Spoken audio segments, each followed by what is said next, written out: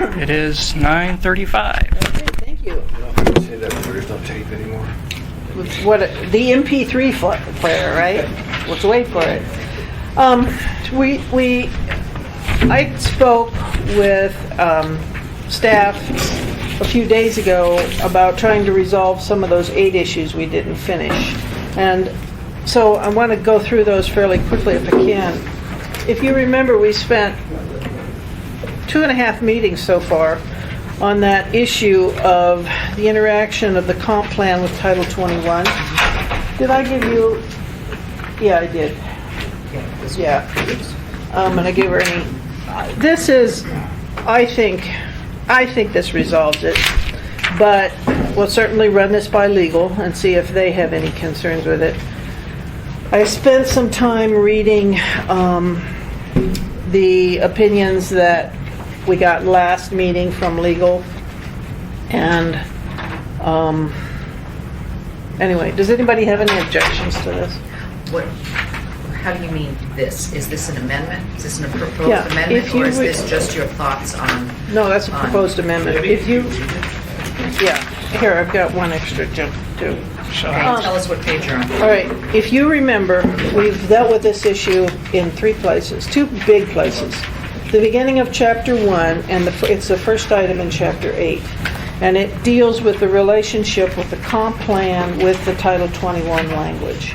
And there was some concern from staff that the language that P&Z passed basically could be interpreted to trump the comp plan. And so staff really wanted to have language that clearly said the comp plan is law and rules.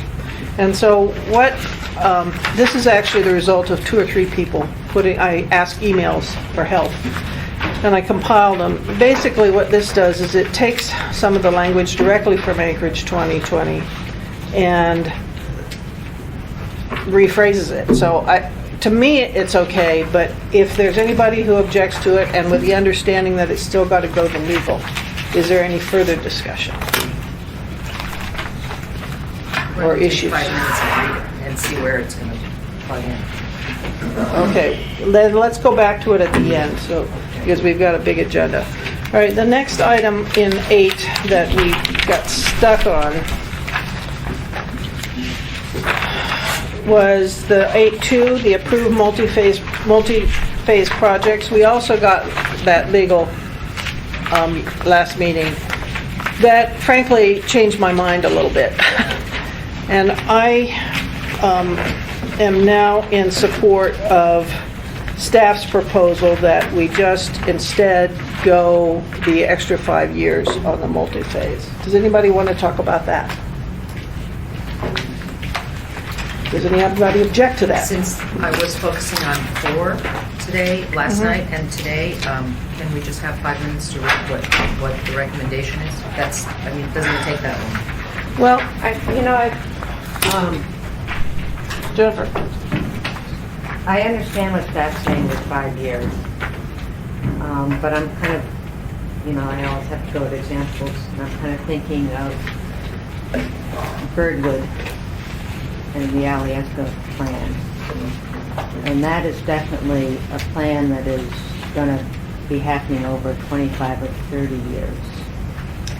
I think this relates more to phased platting projects rather than a master plan situation.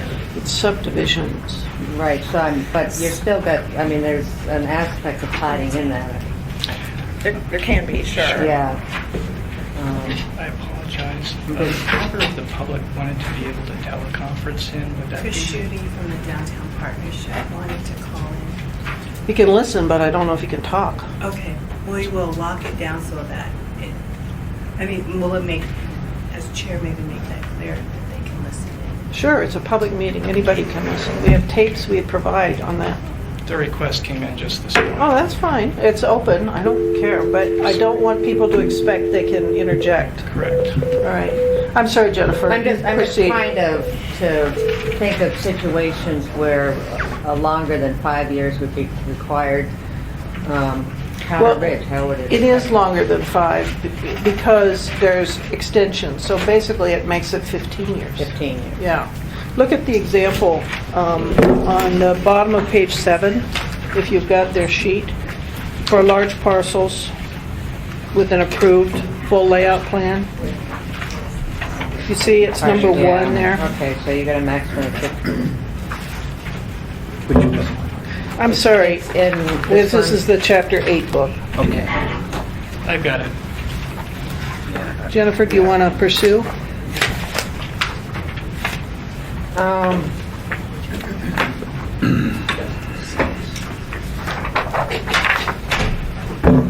I'm just trying to think. I guess not at this time. Okay. All right. Harriet, any questions? Other than on page 8, the West Park subdivision full layout plan is no longer, I'm not quite sure if that's still applicable because there's a new developer in the southeast corner that has a different proposal underway. So I'm not sure how all of this fits into something that's already been approved. Then there's a new full layout plan for a major chunk thing. Can you speak to that, if the full layout plan changes? Sure, if the proposal of any particular phase doesn't match the full layout plan that was originally approved, then they basically go in for a new approval. Yeah, and I think they are doing Yeah. that. Okay. All right, the next one, 8.4 and 8.5, we deferred till we got to chapter 7. 8.6, you were going to do some minor wordsmithing there, which we haven't yet seen, but we will shortly. And, correct? We emailed it last night, and we do have the language there for you in hard copy as Oh, well, it but I is can here? pass it out. It was basically our record from the last meeting we had. Shall I pass that out? Okay. Do you guys want that now, or you want to pick it up later? If it's, yeah, let's get it. Okay. Thank you. This is,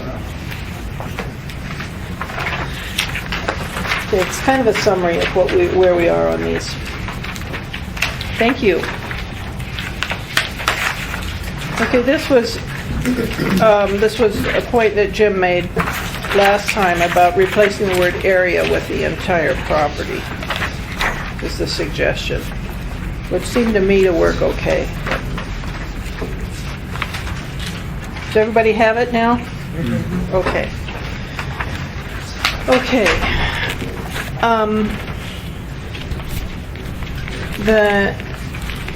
The next one we basically dealt with last meeting, and Madam Chair, I'm Yes. sorry.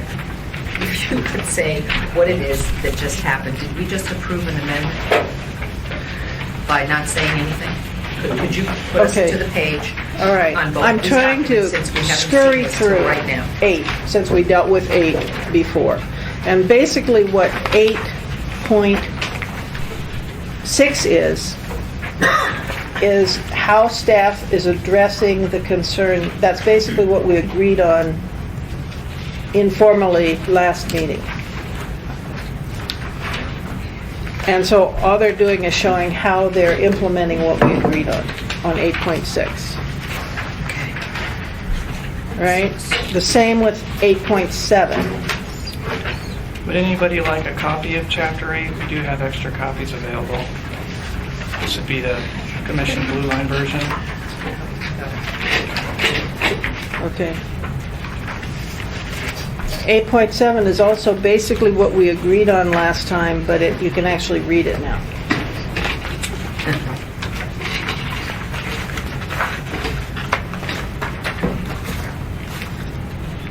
Are you okay, Harriet? Just a minute. When Okay. you said at the last assembly meeting that we were doing 5, parts of 5 All right. and 4, that's what I focused on. So And it's a little hard to go back. I to. apologize. I had hoped to do that. We did not I think we got an email saying we were going to do 8. well, we basically didn't get as far in 8 as we needed to. So, Harriet. Okay, I found where I wrote in entire property as opposed to area, so. So I'm you're fine with okay. that. All right. How about the next one? Coordinating 8 documents at the same time. is kind of I know. difficult. I spent a fair amount of time organizing and rereading over the past 2 weeks, so I apologize if I'm going fast. Okay, 8.7 is basically the same issue. We discussed it, and this is how they're implementing our discussion. I Okay? have identifying instead of identification, but I'm sure it's the same. Oh, okay. Now, the next one, we basically didn't go with what was being recommended by P&Z for this one, 8.8. And we did ask, can they think of any situation where an entire subdivision would need to be graded? And they've explored, they've discussed, and they haven't gotten one. Correct? Correct.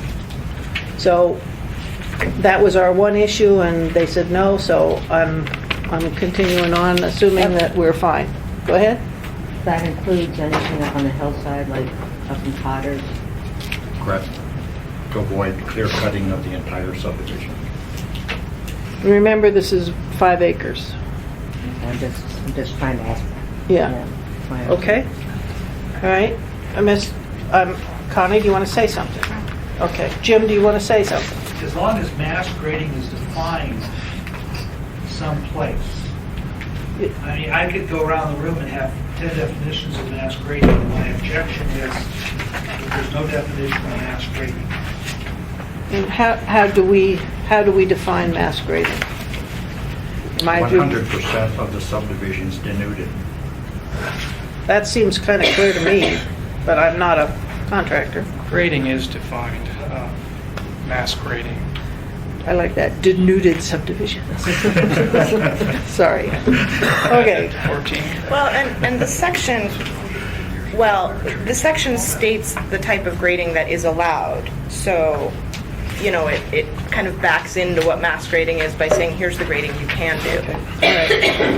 The next one, now this is one, we asked last time why vehicular routes were deleted as 8.9, and there wasn't a clear answer. So Connie or somebody from P&Z, can you help? What, Doug? There actually is an example where the entire subdivision was cleared because it was a form of gravel pit. Okay, but there is an exception for gravel pits in the code, so I think we're all But the right. terraces is a good example of where everything Okay. has been rearranged. All right, I think we're all right on that one. We're on 8.9 now. Vehicular routes for subdivisions on slopes. P&Z deleted that, and I wondered why, because it seemed helpful.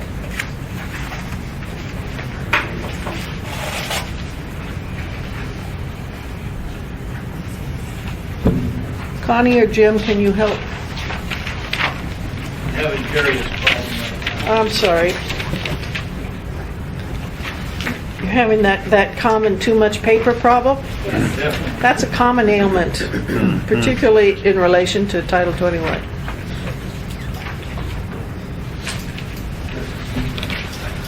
If it will help, we can tell you what page it is. I think I can. 6. Is it on page 6 here? Yeah, the whole blue Yeah, section. it that's is, lined page up. 6. Yeah.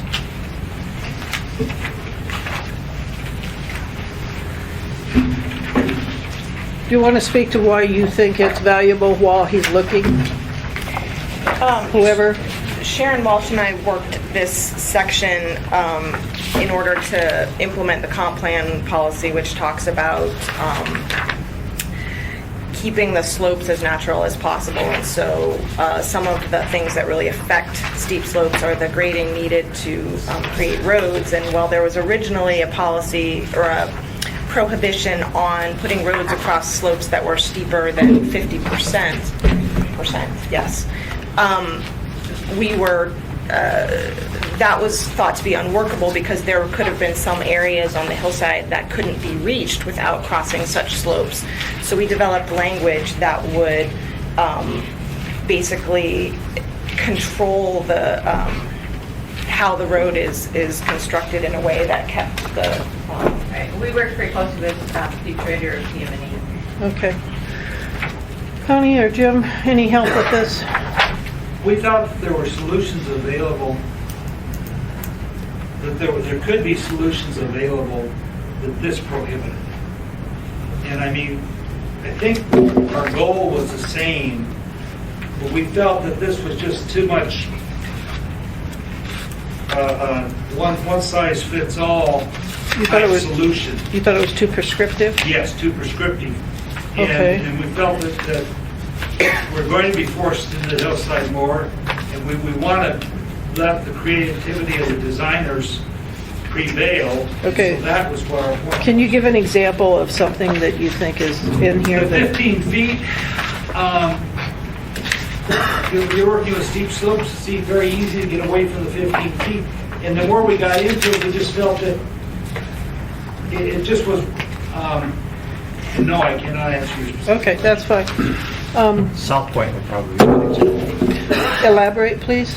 That's where the developer got into extensive blasting Okay, to where to create a safe back slope on the roadway cut sections or to create a safe slope on a extensive fill section. Yeah. They did have to use the provisional platting to use the slope outside the dedicated right-of-way. so are you concurring that the 15 feet in line on 33 is maybe too prescriptive? Is that what you're saying? It could be, yes. Okay. Suggestions? Sharon? Is there some venue where there could be an appeal to the municipal engineer to give more flexibility in situations like the one Mr. Keeper just described?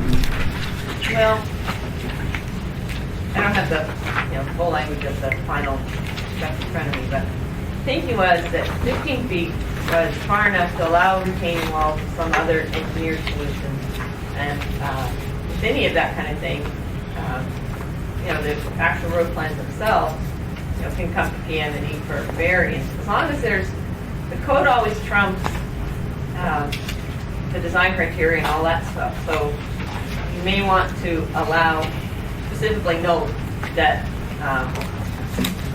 a variance may be requested from the municipal engineer or something like that. You might want to put that in there to be sure that avenue's open.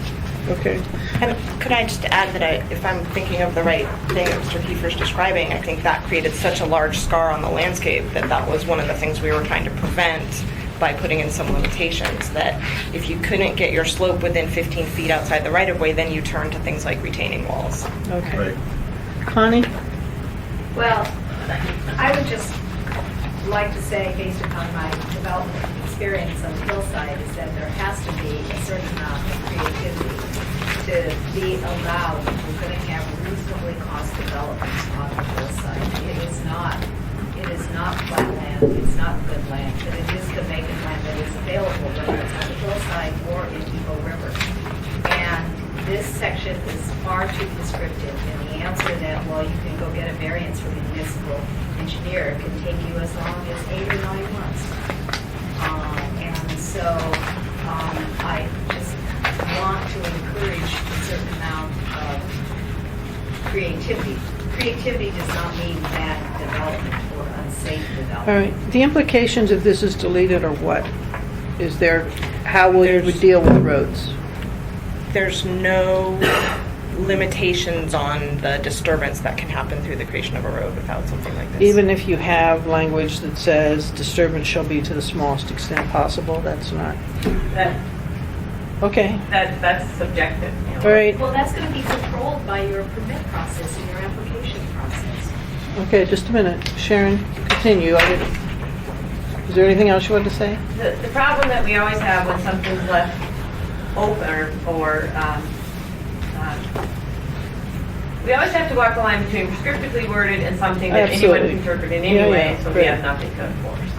Okay, And so some guideline is okay. important. Dan? I was thinking of up here at Lake Otis and Tudor.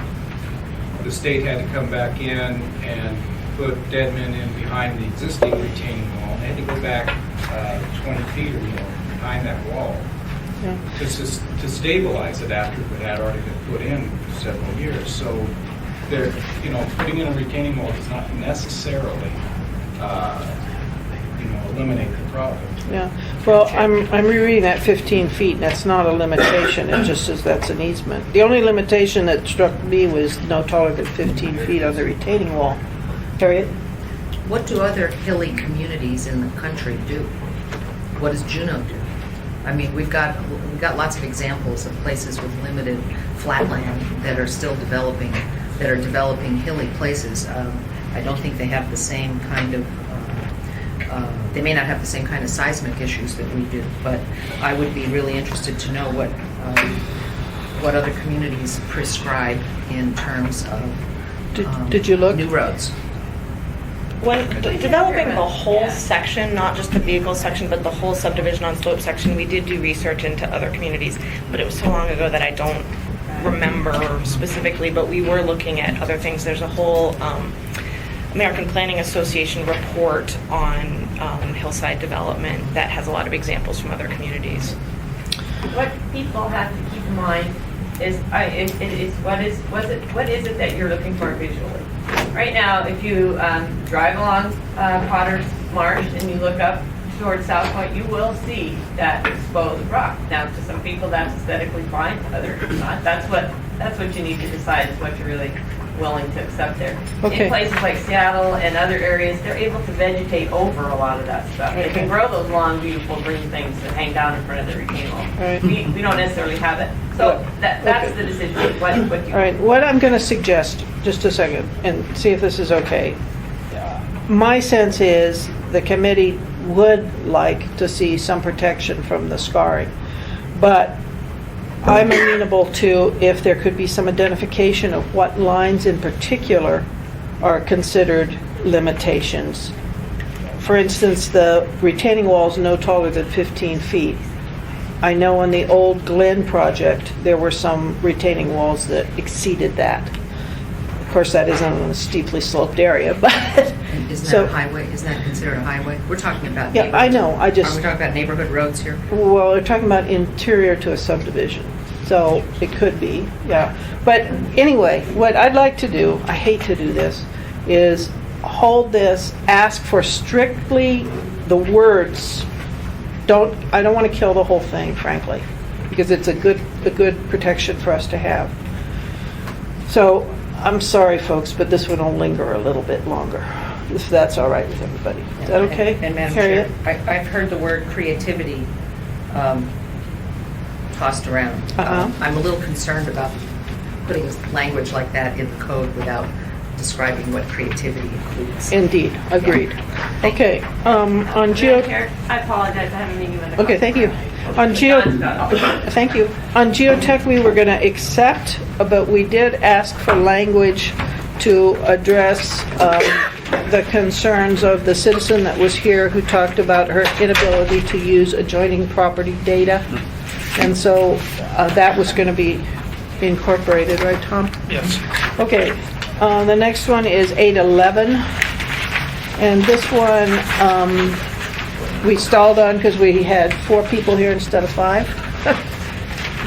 This basically would add small lots to the provision that's already given to townhouse lots, that they not meet that 1/3 of the depth of the lot, width be 1/3 of the depth of the lot requirement.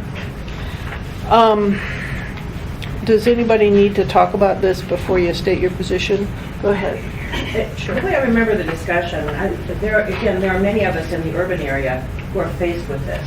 But there are proposals on the table that would definitely change the character of our 50, 60, 70-year-old neighborhoods. Okay. And so I really would urge folks who are enjoying the luxury of large lots to defer to folks who are in the urban core, that this deserves its own public process. This is not something you just drop on a city to allow folks to build another home in their backyard. Well, this is a subdivision. Well, you come in and you subdivide it with, you can replat a lot, right? You could replat a lot, you're right. Okay. Madam Chair, Harriet. I appreciate what Sure. Ms. Richardson just said. Yeah. I frequently get zoning alerts that say subdivide 2 lots or 3 lots into one. Now, I don't know, the math tells me that when you subdivide something, you create more of them. But now we're subdividing back into one. I don't understand where the language comes from, but it's those kinds of issues that they probably don't happen in your area, but they do happen a lot in Spenard and West Anchorage and Midtown. Okay. I think Cheryl made a good statement of why people don't support this. A statement why people would support this is, I think, comes from the Affordable Housing Task Force study, which talked about the need to be more creative and to allow more small lot developments as we move forward in the future. So I was on the allow side last time. So, maybe we can, Jennifer? And I apologize because I was the member missing. But with the birdhouses, how did that relate to this? The birdhouses. That was actually done as a kind of I'm not going to say psychonda, but it was a cluster type development. So that's where you have one tract of land and then multiple units on the property, and it's not subdivided into a bunch of little tiny lots, and that works. But that concept, I think, is what everybody's looking at, and maybe Cheryl's issue is that you don't want to have an introduction of little tiny lots on urban lots that already exist to change the character. But maybe this should be looked at, that there's a minimum lot size that you have to have before you can start doing this. Or maybe it needs to be something where it's for new subdivisions where there's no existing units, that type of thing. Okay, I'm saying Connie and Erica. Erica, you go first. I just wanted to reiterate that the planning department supports the development of a small lot ordinance, but again, we need to think about it, well, in the near future. Okay. But, it needs to be done carefully with considering the consequences of what's being proposed and with the public process. Okay, go ahead. Well, I agree with Mr. Potter in that I think the intent of the Planning and Zoning Commission was for new subdivisions, not necessarily for the rezoning of existing lots in the urban, core areas. So you would be comfortable with adding the word new in front of small? Yes. Okay. I Any think other you're discussion? gonna have to Hold on a add- minute, I think Tom. you're going to have to add a little bit of language to the word new, because technically taking an existing lot and subdividing it into two is a new subdivision. Suggestions, Mr. Potter? Where there's existing structures or pre-existing development. New would be somewhere where there are no existing structures or houses or something. Harriet? Vacant tract. Vacant development. How could you apply small lot rules to a redevelopment in this case? That's what I'm concerned about, is making sure that, yes, people with raw land that they want to do small lot development on, they can do that. But if you have an old section in Spenard or Midtown that you want to put small lots on, calling them new seems to preempt that. So the intent, as I understood it, would be you could not do it there Well, for now. until the small And my ordinance is... concern is that I think it's easier to deal with the situation of a new undeveloped vacant piece of property and doing a new subdivision from scratch that works versus retrofitting and infilling. I think it's a very important tool that this community needs to develop, but I think that you can do one first and then follow up in more detail as to how you're going to do it so you have more specific guidelines. Okay. Go ahead, Jennifer. This might be irrelevant, but what happens if you had a trailer park and you wanted to redevelop it into small housing? If you had a what? Trailer park. I believe that you're going to have to eliminate the trailers to start with. Right, but what I'm think- saying, if you had a trailer park in Spenard and you wanted to put affordable small lot housing there, that wouldn't be vacant land, would it? It would be when you move the trailers, which you would have to do. And So it would be considered vacant land once you move the trailers? Okay. Harriet, and then I'm gonna appoint a subcommittee. There's plenty of substandard existing stuff that people are buying up and just holding until we get done with what we're doing here. It's getting very expensive for them to just hold it. But suppose they want to tear down a bunch of these out of compliance old buildings and start again. That's the kind of stuff that I'm talking about. Chugach Way in Spenard, Cook Inlet Housing is buying up a whole lot of property around the intersection of 36th and Spenard Road. So do you like this idea or not like this idea? I like this idea. I think it needs to be carefully done. Okay. The trailer park that I'm thinking of is the one right next to West High School on Hillcrest Drive. That's probably the most valuable trailer park in the whole city. It's at the north end of Huntington Park, which is some of the high-value homes in West Anchorage. Okay. And All right. that's I keep hearing rumors that those folks are ready to sell. So there's a sooner than later opportunity. Okay, Harriet? Harriet! Sorry, Erica. That sounds like me years ago. I think our main problem with adding this language is that we don't know what a small subdivision lot is. So you're just going to get your regular minimum lot size, but it is then given the potential to be very narrow and very I long. understand. So again, we Understand. want to do the carefully done part. I understand. I'm going to propose that we task Mr. Potter and Ms. Yoshimura with coming up with a phraseology or a sentence that encapsulates your concept, and that you forward it. And dang, this 8 stuff continuing. I'm really regretful, but I think that there's some value in what you're saying, and it would probably be to our detriment if we don't consider it. Harriet? Just a couple of comments. Ms. Yoshimura was involved in a project on E Street. Those the ones that are set back with the lawns in front and the garages in the back. How are those individual lots? No, that's a one-track. And how many units are there? 8. If they were individual lots, what would be the dimensions, roughly, of each lot? Because they to me, that could be a front to back from the street to the alley through each firewall. Right. Well, the units are only 24 feet wide. Okay, and are they all sold? Oh, yes. They all occupied? Okay. I grew up in the Bronx, New York, on a 104-foot by 25-foot wide lot, 3-bedroom home, 1-car garage, 5 members of the family, and there were dozens of houses like this in the neighborhood. Okay. What is that, about 1,000 All right. square foot? I'm going to ask that we hold this because we're going to talk about it again. Can you two do it this week? Get me something by next Thursday?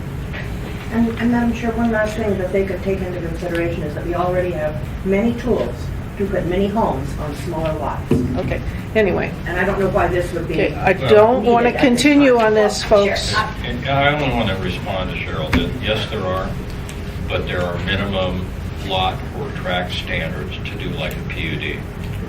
So you may not be able to do a PUD as a tool to do this because you don't meet the minimum tract size that's required. And that's something that has to be revisited. And I'll be quiet. Monday's a holiday, but I can certainly get together with Connie between now and next Thursday. Thank you, sir. Thank you. All right, moving on. We're going to talk about this. This will come back. All right. On the minimum width of cul-de-sacs, we decided this basically to stay with what current language on cul-de-sac width is. And the next one, the overlap with landscaping, we agreed with staff. On the next one, with the right-of-way, this one drove you all crazy because I spent too much time on it. And I still want to talk. Okay, I wrote up an alternative proposal, which I sent to staff. And I just got their alternative proposal back. Yeah, really. Okay, this is the issue about connecting to, in a new subdivision, connecting to parks and the state park in particular. And if you remember, we went on and on and on about easements versus right-of-ways. And Actually, in mine, I said, okay, right away. And I'm going to disagree. And she's going to disagree. All right, this one, I didn't think was a big deal, but it's really bogging us down. Go ahead, Jennifer, state your point. Well, I understand that both concerns versus an easement and a right-of-way. And I think what we can say is that we have the minimum requirement of an easement and or right-of-way, because I think it gives then the developer, I can think of cases up on the hillside where a developer might lose a lot if it were a right-of-way, but wouldn't lose a lot if there's an easement. On the other hand, I can see where development or homeowners associations would want a right-of-way because they would not want the liability of an easement. So I think, I mean, really all we really want is access. I shouldn't say we, I don't know what I got in my pocket. No, but we. You want, you want access, and so you want to make it, and I think by working with the developer, you have a better chance of having an access and giving some flexibility. Okay. Who wants to respond on staff? My guess is you don't like that, but I don't know. We've explained our reasons for thinking a dedication is better than an easement. I A saw big it. one is the setback issue, that, we don't Right. have setbacks from edges of easements, and there always end up being problems with the property owner who has the public going over their land. We think that the subdivisions, when there's a required access, they should be required to arrange their subdivision in such a way that they can provide the dedication. But if you had a dedicated easement, I mean, I understand your setback, but are you concerned about having fences along the easement? Or, I mean, what's... You or are can you end just up more with fences. concerned, I mean, I know, I have issues on the hillside where there's some parkland where the current landowners do not want anybody walking through their easement, and they put up fences. But, that issue is more of an issue of unruly property owner than... Comes up again and again. Right, but on the other hand, I mean, so we're going to say, instead of enforcing easements, we're going to require right-of-ways?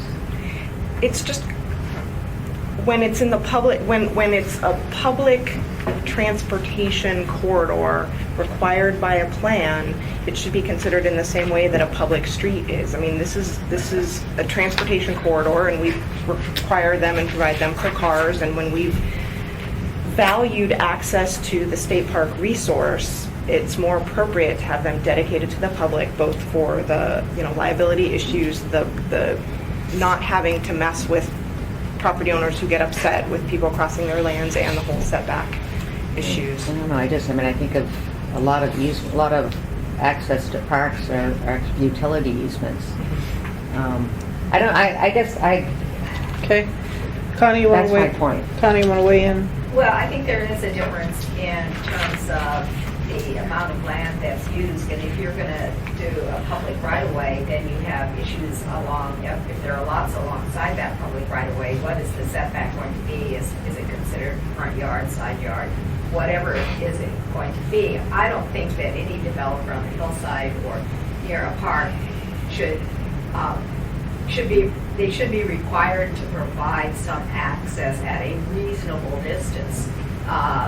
But a lot of that has to do with the topography and into the park itself.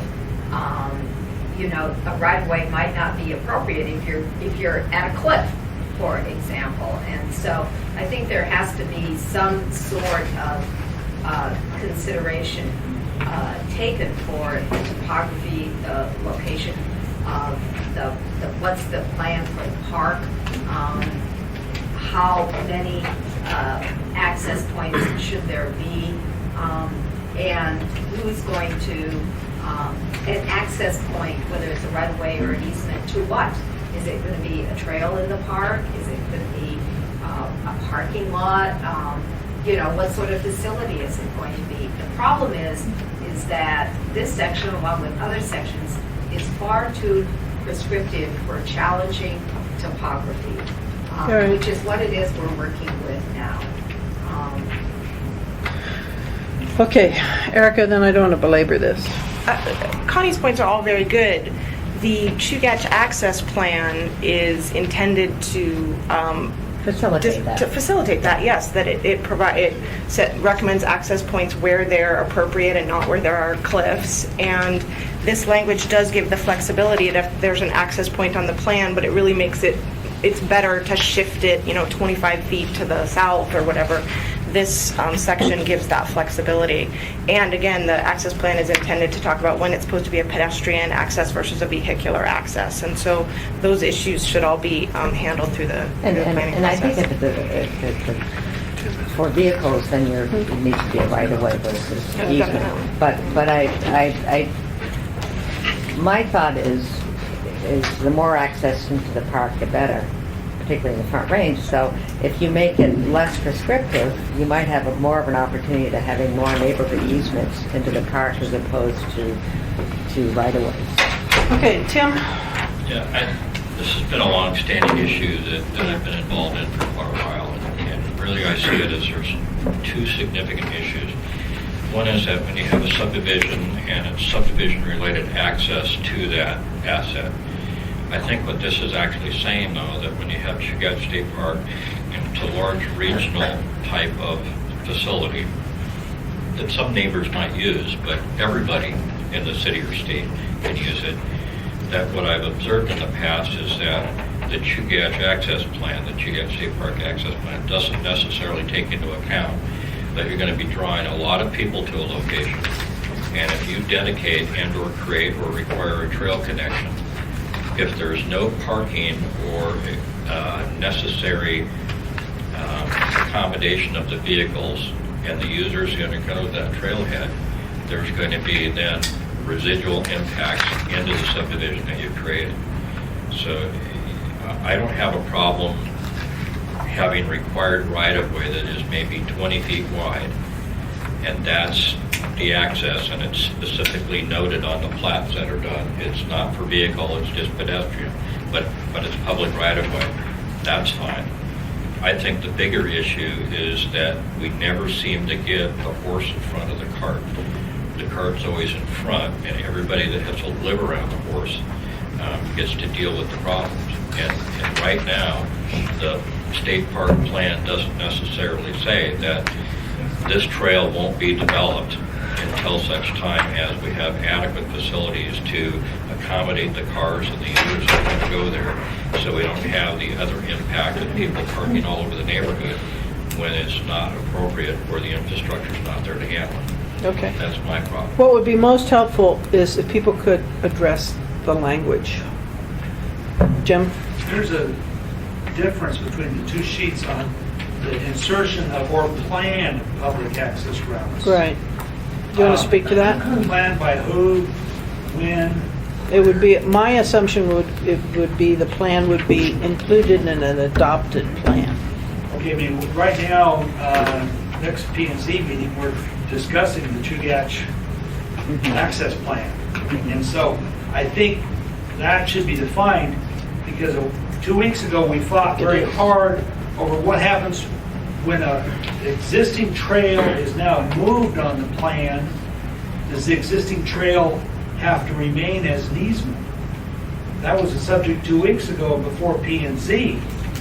And so, Well, this says that if an alternative access point is clearly agreed to be preferable, it also says that the existing unused easement shall be vacated unless the property owner agrees otherwise. Doesn't that take care of the issue? I would say so, yes. I mean, Okay. we didn't have, I understood. I tried to apply what happened 2 weeks I ago. got it, to whatever. got it. Okay. With that, with the comment there, are we ready to approve this? The staff version? Well, if you look at it, I just got the staff version. The big difference is in the first paragraph, right? Isn't everything one down the same, Erica? Except for the existing or planned in the bottom of one. Okay. And correcting, the title is the Chugach Access Plan rather than the Chugach State Park Access Plan. Okay, all right. Okay, the plan to me is included by inference when Yeah. you say adopting plan, so I don't have any problem with that.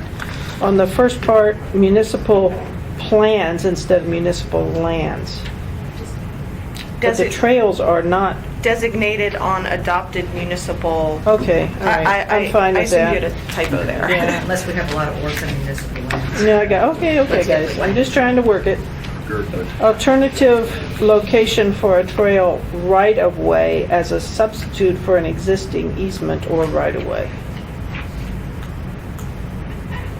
Okay, and Jennifer, you wanted to continue the word easement there too, didn't you? Mhm. Do you still want to?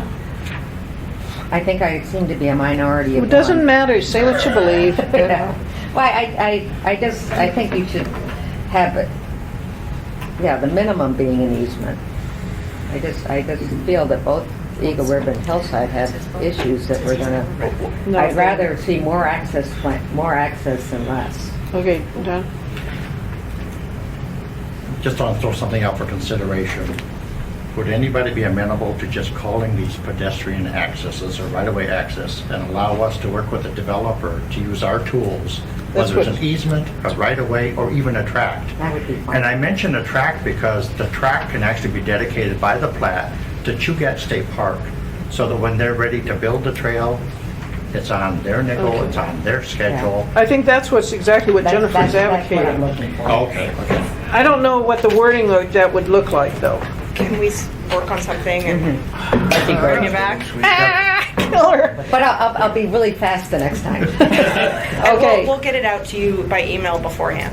Thank you. All right, we got one more to pass on. Okay, so this, so This these coming back? these 2 pages are coming back?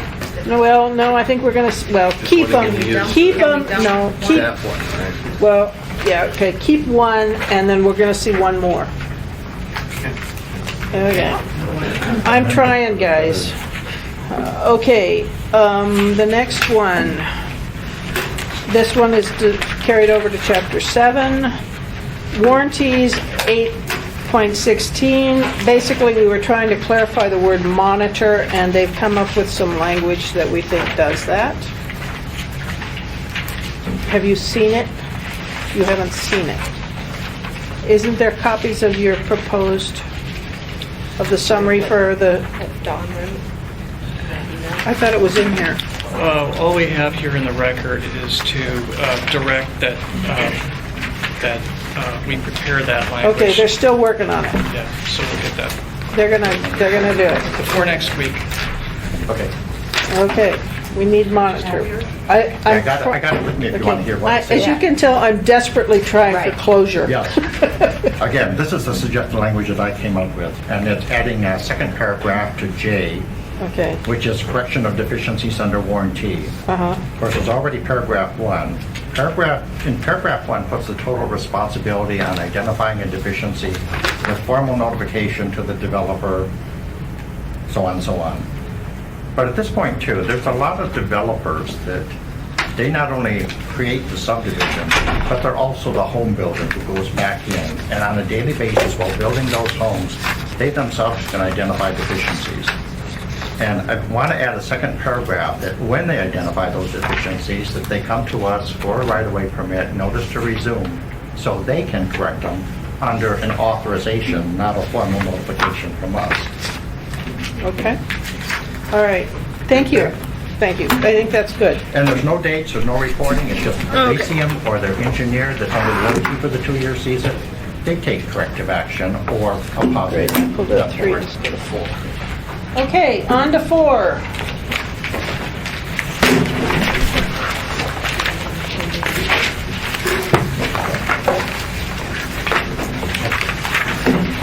Madam Chair, does that mean you just okayed what Don read off? Yeah, but we want to see it. Okay. I'm really, really desperate to see the amendments actually in amendment form instead, because I've discovered over the years that everybody thinks concept is great until they read the words. Yep. And then they think, oh. So, yeah, I really want to see words, but we're not there yet. Okay. The next, first item is the purpose statements on 4, Connie, do you want to speak to why you deleted those purpose statements? Or just 2 of them, if I remember correctly? And for those of you with your chapter 4, it's the very beginning. It's on page 3. It deleted the provide light, air, privacy, and open space, and to accommodate. Okay, and my memory, because I was at the meeting, was it was generally you wanting to clarify and tighten, but, Tom. Vivi, I That apologize. is correct. I apologize. Hold a second, Connie. We Go skipped ahead. private streets. 8.3. Oh, I'm sorry. well, it wasn't your fault. I was the one blazing along, not you. Dang it. Dang it. It was issue 8.3, private streets. There was not Okay. closure. All right. We got stalled on private streets last time. I have reread this, and I basically am with staff on private streets, with the exception that another job for Mr. Kiefer, he was going to write a definition of private streets and add it. I totally Right. phased that. Don't phase that out. It's on my list. So, we forgot 8.3 in my rush through 8. Sorry. Anyway, comments from anybody else? Wait and see when we get that. Okay. So we're waiting for Mr. Keeper's. Just basically, I agree with what they were saying, but thought it would be helpful to further define private streets. If you read the block on the shaded on the right-hand side, you'll see that what I was thinking private streets aren't always the same. I hope so. All right, 4. All right, deletion of those 2 purpose statements. I think it's pretty self-explanatory, really. Does anybody have any problem with deleting them? I'm sorry, tell me where you are. It's on page 3, Okay. chapter 4. Yeah, I have a big problem. Okay, speak to it, Harriet. What do you Okay, want? Just one second, let me find, since I didn't have this last night when I was doing this, hold on a minute, let me find my notes. Done, Kate? Okay, I'll go work on definitions of private street, okay? number 1, Get to work. Go ahead, Harriet. why would we want to eliminate the public health and safety from a document like this? I totally disagree with deleting public health and safety. You mean number 6? Unless you're seeking. Just on number 1. I'm looking at Number page 1? 2, lined out blue type. Okay, all right. Public health and safety, line 18. I'm going to need somebody from, either one of you from P&Z to talk a little bit more explicitly about this, if you can. Do you have it? Sorry. What page? Page 2 and 3 of the blue line, red line. It's the general purpose statements for residential streets. My read on this was in every district, pardon me, because I was still on chapter 8, my brain hadn't caught up with my mouth, or my mouth had caught up with my brain. The only thing I remember is they tried to tighten up purpose statements everywhere they could, and anything that was not explicitly geared, they wanted to get rid of. But any comments you want to make? What does it add in the document by putting public health and safety in there? You want to tie it to this code, you want it to be definitive, and that we didn't think there was anything added, it was extraneous.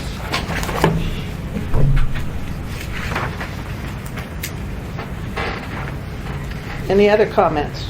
It actually isn't. Harriet? Harriet. Connie did it again. We need name tags. Erica! Next week, name tags. What was deleted, so the provisionally adopted one reads, with standards of public health and safety established by this code. Standards, Okay. so it kind of came out of the wrong place. Yeah, I'm not clear what, if we're deleting the words public health and safety, where did the word "this code" come from? Okay, see, I'm what confused happens, by what we're amending here. okay. There have been many difficulties in amending, period, because it's been very hard to track documents to documents. The provisionally adopted is different from the provisionally adopted with technical amendments included and some other amendments included. So what they did when they got theirs was help me here. What brace document did you use? That's the concern. What you're reading is not here, Erica. It's not. But what I'm saying is, I think that Erica, I said Erica.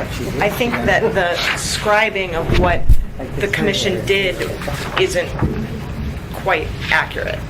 It's just not showing the change accurately. Okay, it wasn't typed out the same, Right. right the same, but it's Right. minimal change, so. Anyway, could you speak to all the deletions at once? Sure. If you don't mind, One on after purpose another? Okay. statements? Because it's all one amendment. All right, well, my concerns regarding the changes proposed on pages 2 and 3. I would like to see public health and safety left in. Item 5 on page 3, line 8. Who determines where appropriate? Existing neighborhoods have to be protected. So what does it mean, where appropriate, protected? Does it mean that somebody is going to decide that, oh, it's not appropriate to protect this particular neighborhood? Who's going to decide that? What was your intent on that one, do you remember?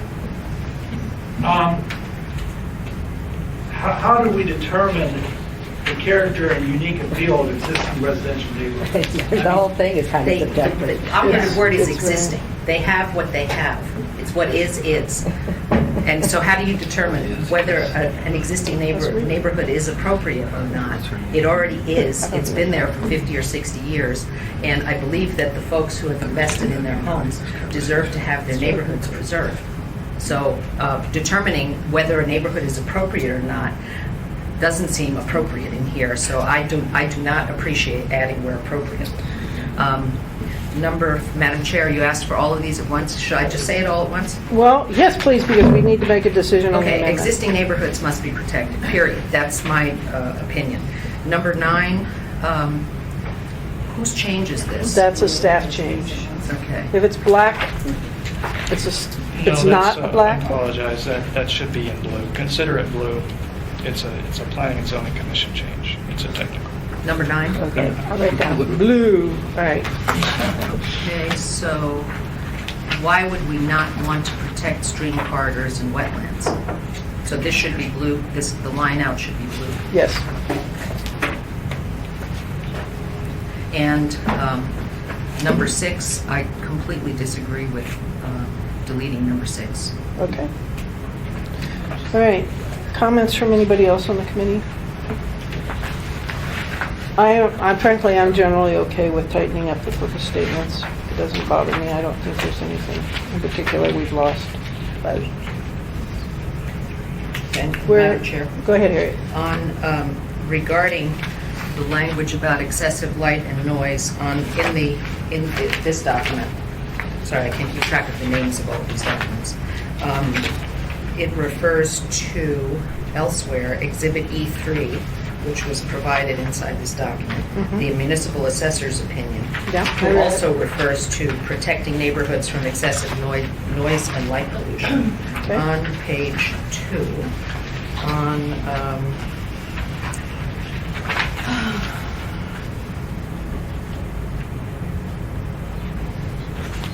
I acknowledge he does. I read it too. Yeah, okay.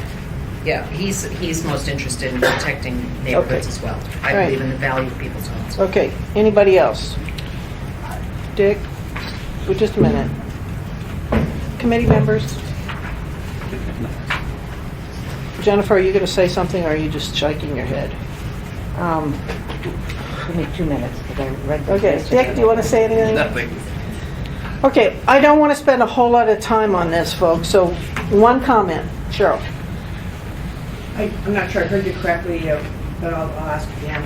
I think one of the problems that citizens have with this is that when Planning and Zoning picked up Title 21, they referred and worked from Dan Coffey's 200-page scribe. And the first thing they did was go through for policy changes. Which policies are we going to pursue?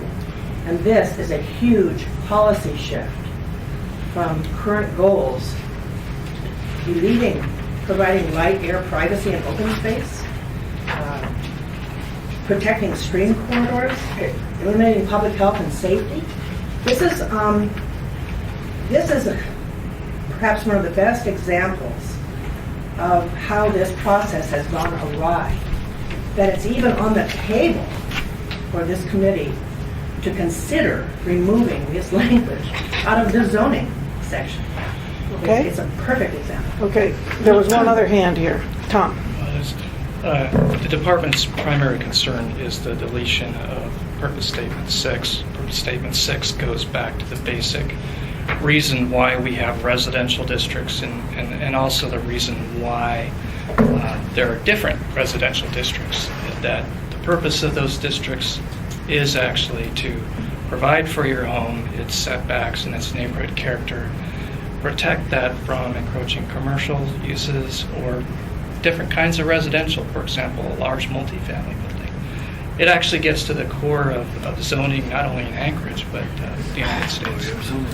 Tom, I don't disagree with anything you said, but this says provide light, air, privacy, and open space. Madam Chair. And, hold on a second. And it doesn't really say what you said. I guess I don't have any objection at all with what you just said verbally, but I don't think that's what this says. Do you want to type up what you just said? I'm happy to put that in. It does say light, air, privacy, open space. It gets to other things as well, but it's a general purpose statement, and purpose statements are meant to be helpful.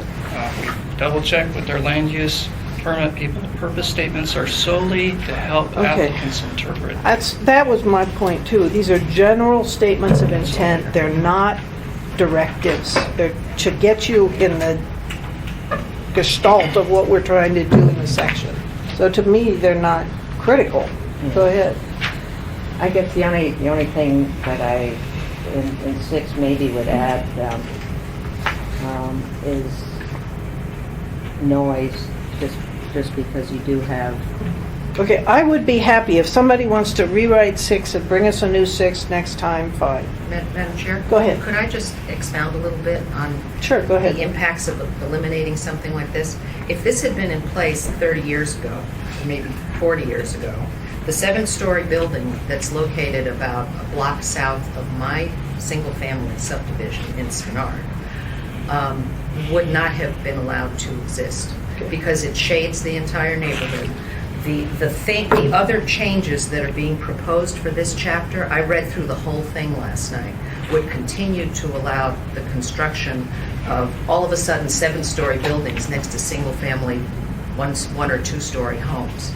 And there's a lot of that eliminating transition zones would also allow that kind of thing to continue to happen. The corner of Spenard and Fireweed is a 7-story building that was originally built as an office building.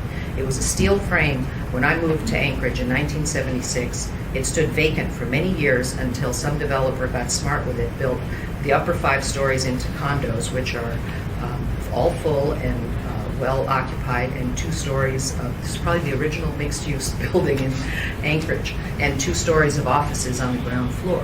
However, it shades the entire neighborhood to its north for months in winter for the whole central part of the day. This is the kind of stuff that we're talking about here when we have residential neighborhoods adjacent to commercial zones with no transitions. And that's what, and like you said, it's getting into the gestalt of this. I agree with that. I agree with that we shouldn't allow that. And there is a section about shading and about, what's the right word, scaling to residential that needs to be in there. But I understand this purpose statements fundamentally differently than you do, I think. Because I think there is no purpose statement that's code. It's in, well, that isn't the right way to say it. there's no purpose statement that you could enforce and cite somebody because they didn't follow a purpose statement. It's designed to give you a sense of what's going to come in the stuff that has meat. That's how I read it. It's not, I mean, you can't cite somebody if they don't provide light. But you can darn well, if you have a section of code that has shading, then you can cite them and you can force them, and it's law. It's not our goal to protect the light. Is it our goal to protect the light as a city? I don't think that you can cover everything we want to accomplish in written language in a goal statement. I'm sorry, it's not that big to me. It sounds like you're more than willing to remove the purpose statements from every document. If I that's think the case, we need- because you have just said that they serve no purpose. No, they serve limited purpose. They do serve some Okay, purpose. well then why eliminate any of them? Well- If they serve no purpose and they're not citable. Okay, look at the, well, I don't want to belabor this. Look at the purpose statement for R1. And the next, just right down below. That's generally what R1 is about. And it kind of helps when you read to generally know what you're doing when you get in the specifics. So I think that a general, this is just what we're about, is helpful. That's all. But, it's not, it's just a way of looking at things. It's not a fundamental disagreement, I don't think.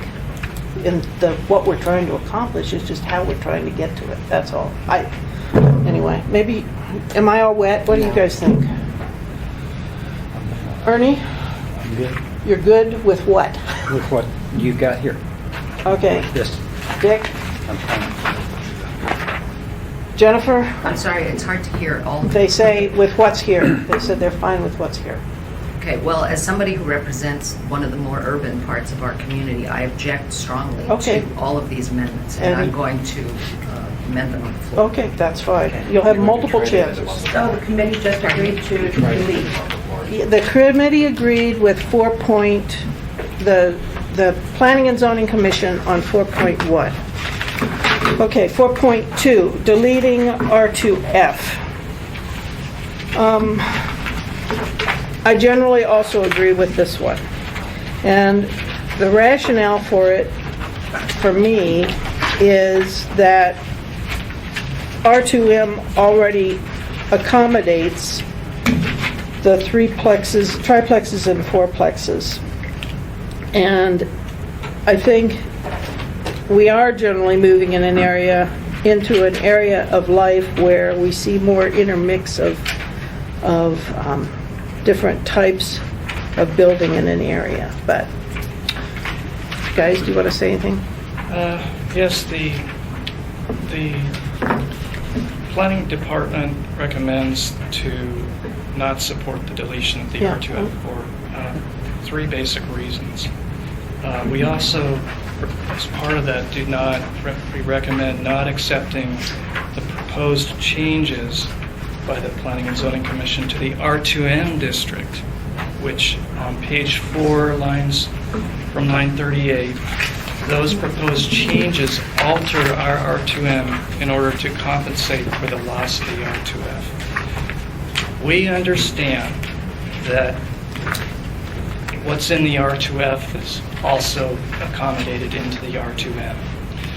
The current slate of zoning districts, residential districts, basically implement the comprehensive plan by providing a hierarchy. The next district up allows the next higher, larger building, more uses. So it goes up from R1, single family, R2, two family, and then into the multifamily districts, like R2M, R3, R4. Everything allowed in the R2M is also allowed in the R3, but the reason we have an R2M is to avoid having those big multifamily buildings in the R3 district adjacent to the smaller houses. There is, however, a missing tooth in the mouth. There is a jump in density between the R2, which in this diagram basically allows a single family or two family, and the R2M district, the next district up, which allows an eightplex. which is rather different. The purpose of the R2F is to provide an additional tool to help implement that, ensuring that there's compatibility between the development next door. It provides neighborhoods, property owners, and developers another rezoning option to allow for more kinds of housing opportunities. Maybe a 3-unit townhouse, or maybe a triplex that allows more housing opportunities but can still fit into a lot of our existing neighborhoods. For example, in a recent adopted plan, there is an area highlighted in red. It's there towards the middle of the map. So this is an area where recently the community has adopted a plan that has an existing zoning of R1 and the prevailing development pattern on that lot, those 4 lots I've outlined, and the lots immediately to the east of it. It's a single-family neighborhood. However, it's along Route 7. It's along a transit line. We know we have a housing shortage. So the plan has designated that in a color that indicates a low-medium density of housing, of attached housing, of multifamily. Today, our only tool is the R2M to provide for that. What this allows is a less controversial zoning option that allows for those 4 lots. They're just to the south of Strawberry. They're certainly big enough to be subdivided to provide more housing opportunity. However, to make sure those single-family houses in the cul-de-sac right to the east aren't next to an 8-plex, but they could be next to a series of 4-unit buildings with a little bit different height limit or setbacks. So it's really about providing more flexibility in the ordinance. It's not about, it's more about providing that opportunity in a way that's flexible and ensures compatibility. And it didn't come from us. It came from public comments during the process. Okay, thank you. Tim? Yeah, this one's real interesting, and I just want to say that the R2F district allows all the flexibility that's been talked about with the R2F. And I guess short of having a land use plan map that shows where the R2F would be used, I guess I'd try and ask the question of the staff, what makes you think that making something R2F makes it financially feasible to build duplexes or triplexes? And I think because of the diversity of the soils and other issues associated with development in this town, that we need the flexibility to do that work within the R2M district. If, in fact, there's a market for duplexes, triplexes, and it's financially feasible on that piece of property, it's very likely it's going to be developed that way. If we're really worried about how things are done, why not just say that adjacent to R1 housing, there's a certain level of setback, orientation of the building, or something else in the R2M that takes care of the issues that you're worried about with the size of the building, shadowing, those kinds of things. But to create a zoning district for specific types of buildings, duplexes, triplexes, and fourplexes, when it's already accommodated in the R2M, and we have so much property that may not be financially feasible to do that kind of development on, doesn't make sense to me. Let's do something else. And the issue of having an alternative to rezone to, and this is probably a philosophical difference. I like special limitations on zoning and rezoning because it allows the Planning and Zoning Commission, the community, the developer, and the assembly to fine tune and make sure that fits on that piece of property given the surrounding area. And that probably gives more protection to the surrounding neighbors than going to a straight, unrestricted R2F to doing duplexes, triplexes, and fourplexes. Because it doesn't get into the site plan, it doesn't get into all kinds of things. So, that's my thing. I think we're creating a zoning district that we don't need to, and without evidence of where it's going to be put, I doubt that it's financially feasible to do the transitions that you're talking about. Anybody else on this? Harriet? Yeah, I'm sorry. When Tom handed me this map, I was reminded that there is a rezone coming before the assembly. Is it for those 4 parcels? This it's is- a down zone to our, This is One or only three, a I think. potential kind of example. It's simply one of many possibilities. I'm just not having brought my assembly notebook for the next meeting, which is unavailable yet. I'm just trying to remember what those properties are, because I think they are on the next agenda for a reason. So Do you know what she's talking about? I don't. yeah, there may be an example of this coming before the assembly. I think in terms of the financial feasibility, I think we're seeing all over the city, there's triplexes, there's fourplexes, in fact. In a lot of ways, it's harder to build a bigger building financially than it is a building with 4 units or less. This Okay. is simply another tool in the toolbox. So basically, you just said the exact same thing that Tim said. Well, So- there So are you also... just convinced me to support Tim. Thanks. Well, in response to that, there are also much larger buildings going up right now. But the idea that the R2F doesn't provide the range of housing possibilities that could be financially feasible, I don't agree with Okay. that. And the same argument Tim made could be made to the R2M. Everything in the R2M is allowed in the R3. Okay, go ahead. Does anybody in this committee live in an R2M lot besides me? I'm trying to look at it from my perspective and Okay. what might happen in my neighborhood, Okay. okay? And I'm having a real hard time doing that without having a land use plan map I think that all of us- proposes where But these things are going exactly. to be. I mean, that's, okay? that's just, Universal change. And Tom, if I could, on this document, on this diagram right here, what's missing, you said that there was a missing tooth. What's missing to me is an elevation that shows the effect of commercial up to, 5 to 7 stories, and This 2 or is 3 story. No commercial here, it's all residential here. No, commercial, No. R2F, residential, single family. Oh, I see. I'm talking On the about map, height. on the This picture. is, Okay. this is the transition thing I was talking All right. about a few minutes ago when we were talking about the purpose Okay. statements and how they influence what we're going to talk about in the rest of this chapter, Okay. which has been established for years now. Okay. And now we're looking to just yank it out of there and say, no, we can't have these transitions. Well, And we they can't changed. protect neighborhoods because somebody's, I don't know who's still going to determine where appropriate to protect neighborhoods. Okay. So But- if this is all linked together and we can't just pull things out of it willy-nilly without accommodating what's going to fill the Okay, void. so what do you need to help you to see this? You were started on, you need something to help I you need to to see see it. where R2F is going to be. you need, which all of us need to see. It's been really, really difficult to do without a land use plan. Everybody in the room is going to acknowledge that. We just haven't been able to do So I don't it. think we can make this decision until we know that. Well, we got to. What we have before us is the land use plan map. It- Tom, could you speak a little louder? I can't hear. I'm sorry. This is the adopted land use plan map for the Bull for the West Anchorage District Plan. Oh, And it is the residential intensity map. It has adopted a land use designation for this area, which is low, medium intensity, between 8 and 15. Tom, we really specifically said, though, that all of those in the West Anchorage plan were going to be coordinated with whatever we did for the whole bowl. We did say that. Right, but this is an update to the land use plan. And so the example here that I'm giving is that these land use plans are a little more general.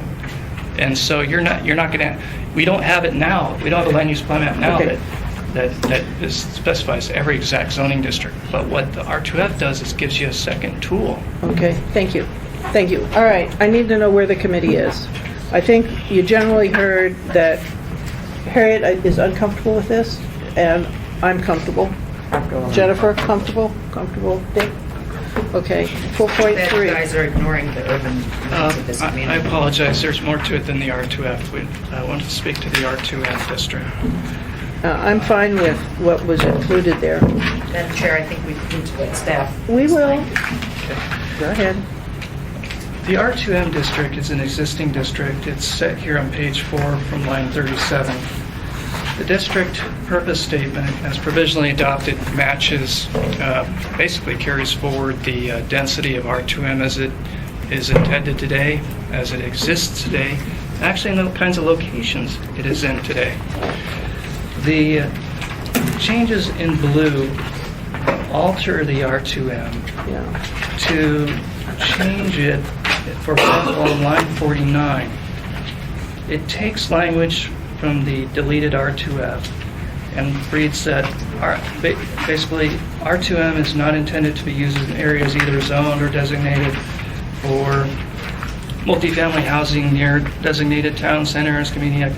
That's taken from R2F, and it doesn't match the R2M. And here's an example. I'm sorry, I can't find it. What deletion are you talking about? This is deletion on page 6. Oops. Well, that's not in. Page 4. Okay, that's what From lost line me. 49, it is not intended to be used in areas either zoned or designated in the comprehensive. Okay, that is new language, and we create it for the R2F because it's a lower density district. The commission has moved it into and has altered the R2M with it. That language, here's a designated town center. It's the Spinard Town Center. It's designated in a comp plan, and it's reaffirmed Which map here. are you? I'm sorry. Thank you. This is it. Same Okay. plan, different map, but it's the land use Okay, plan. I get it. Why did you put that in, folks?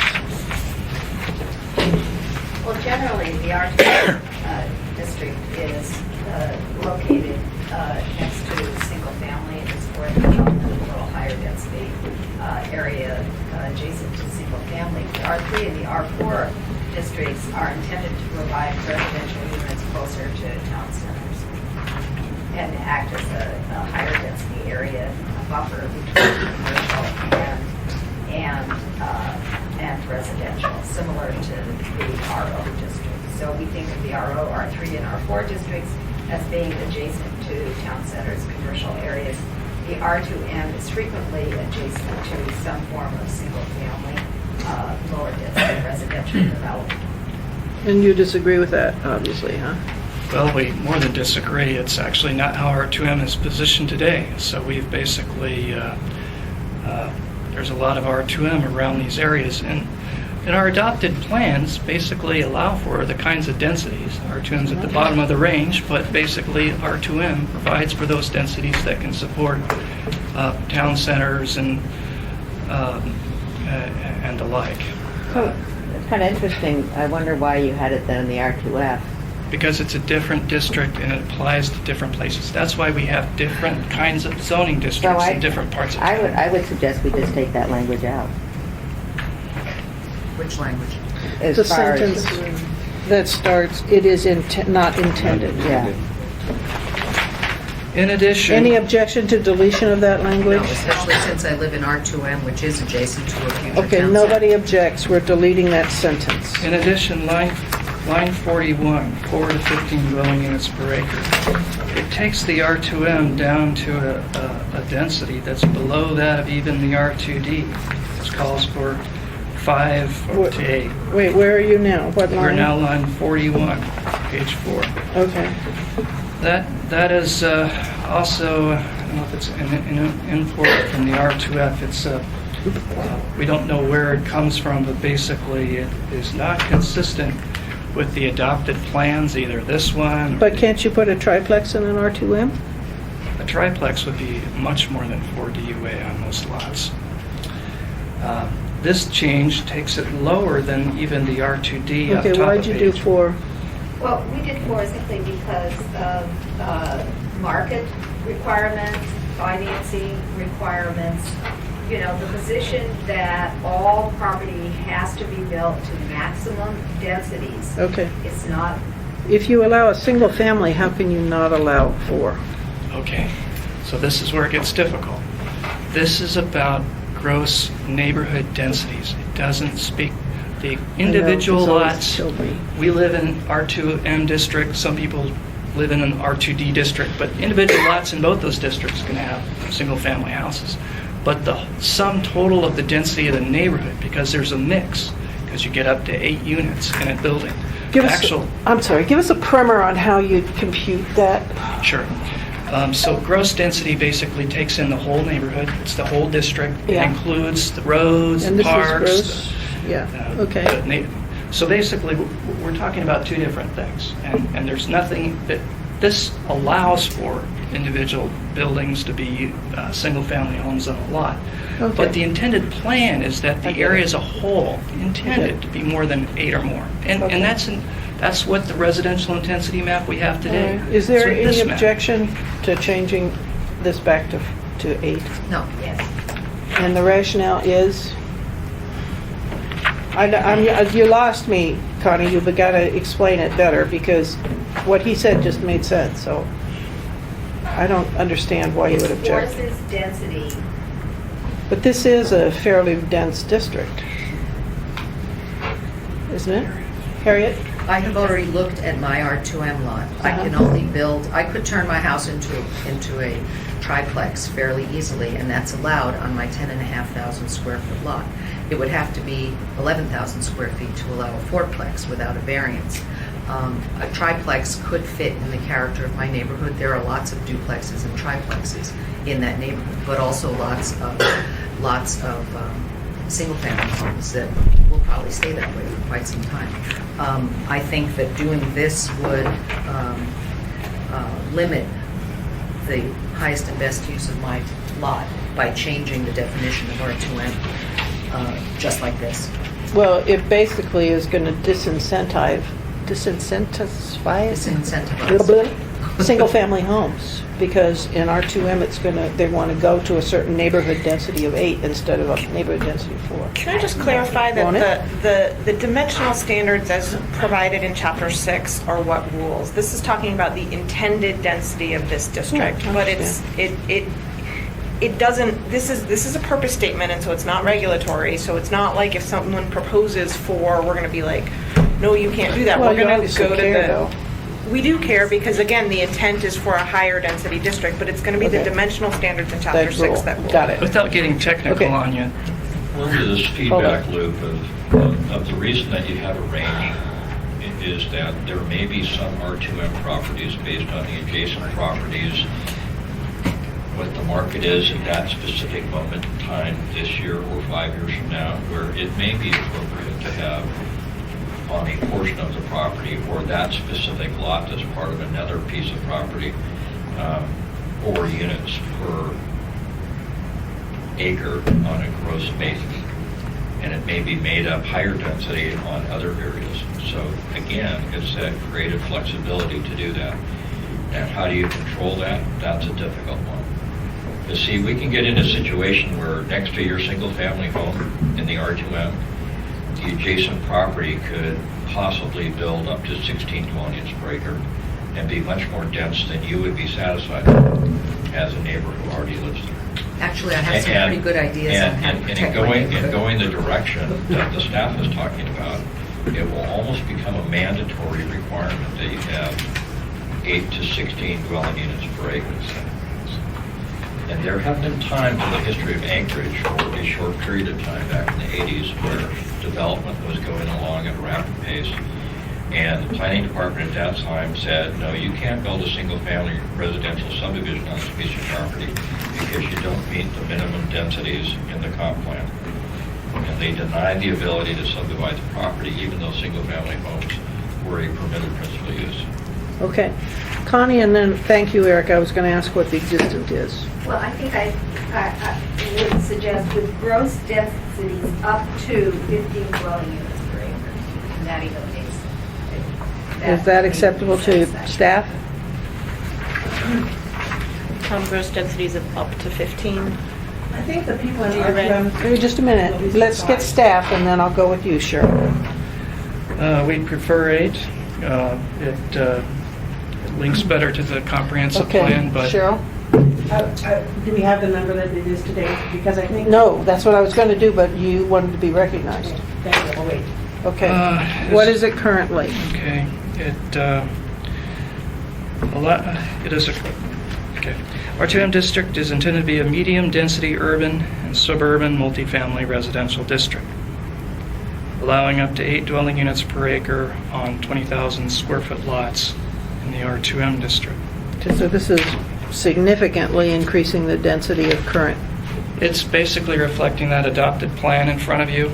It's also, I don't have the current general and residential intensity map on me, Okay. but All right, so that's her. Generally, R1 residential comes out at about 4 to 5 dwelling units per acre when you actually do a subdivision. Okay, My recommendation would be to go to 4 or 5 if necessary at the bottom of the range, which would be the same density as R1 residential and up. okay. Harriet, and then I'd like to make a decision. Yeah, I'm just trying to be concrete and apply it to my own experience. We have, in our neighborhood, our barn, we have lots ranging from 7,000 square feet to 14,000 square feet. What are we talking about in terms of square feet per, okay, let's see. I guess I need a lot size to make sense of our I can speak to that. densities.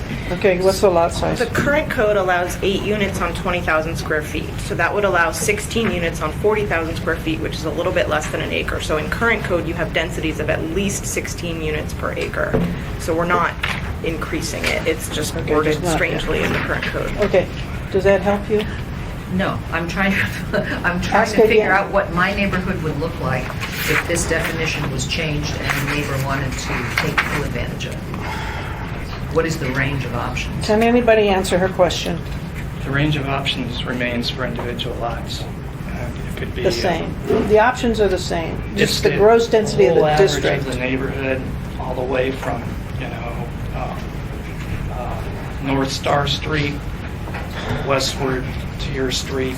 It's the average, so there's triplexes, there's a six, well, there's Okay, in single family, but then you get the average density pulling the street too, and the reason it is as low as 8 is because the single family homes are allowed and they pull down that average from those bigger buildings, Okay, like the so- sixplex. all right. So, okay, I'm going to suggest 5 instead of 4. Alternate suggestions from anybody? Are we okay with that? Weigh in, please. I'm okay with 5. Ernie's okay with 5. Jennifer? Jennifer's okay with 5. Dick's okay with 5. Harriet, do you want to say anything? Yeah, which page are we on in this? Page stuff? 4. This stuff. Well, we're On not. a page of We are talking about their concern. They didn't actually mention this in their document. They mentioned the line we just deleted. So this is a new thing that's not mentioned in their document. Okay, I want to know what Here. staff thinks about changing the word 4 to 5. They don't. They want 8. 41. They already said. 8 is the existing definition of R2M? No. 8 is in the provisionally adopted. Erica read you the existing and said that it's Doesn't up really to make 16. sense. What doesn't make sense? What the existing Existing purpose doesn't statement make of sense. R2M doesn't really make Oh, sense. okay, so this makes more sense. Well, they don't, okay. I don't like it, but it doesn't. Okay, we're done with that one, I think. Okay, moving on to number R3, 4.3, allowing single-family homes in R3 and R4. Either one, commission or staff, who wants to weigh in? The Planning and Zoning Commission recommends amending to allow single-family throughout the R3 and R4 districts. Uh-huh. The Planning and Zoning Commission, as part of that, has rejected a proposed amendment put forward by the administration to allow single-family in parts of the R3. Planning and Zoning Commission is concerned that prohibiting single-family could be an impediment to housing types that are in demand on the market, affordable housing. And the administration has a position, staff has a recommendation, and we have a list of about 3 reasons. When we first did this, there were some comments from AHFC that what they're trying to do in Mountain View, that revitalization on that single-family homes is what they've tried to do, would be problematic. So the administration staff conferred, and they said, okay, let's allow single-family, but only in, like, was it Fairview and Mountain View, I think generally? In additional areas, but we can Well, explain that. Okay, but P&Z said, no, let's just allow single-family everywhere in R3 and R4. Now, do you want to say anything? Yeah, because otherwise it's redlining. Sort of plain and simple. What is that? Well, that means that you are limiting the type of housing to a specific district.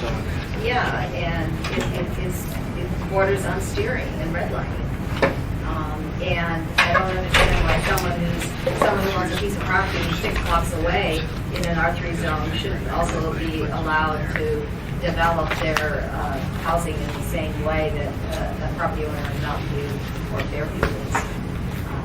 Doesn't make any sense from a fairness point of view or a development point of view. Okay, Tim? Going back 10 years, this is a very frustrating topic for me because we're talking about single-family homes. Now, is that on its own lot?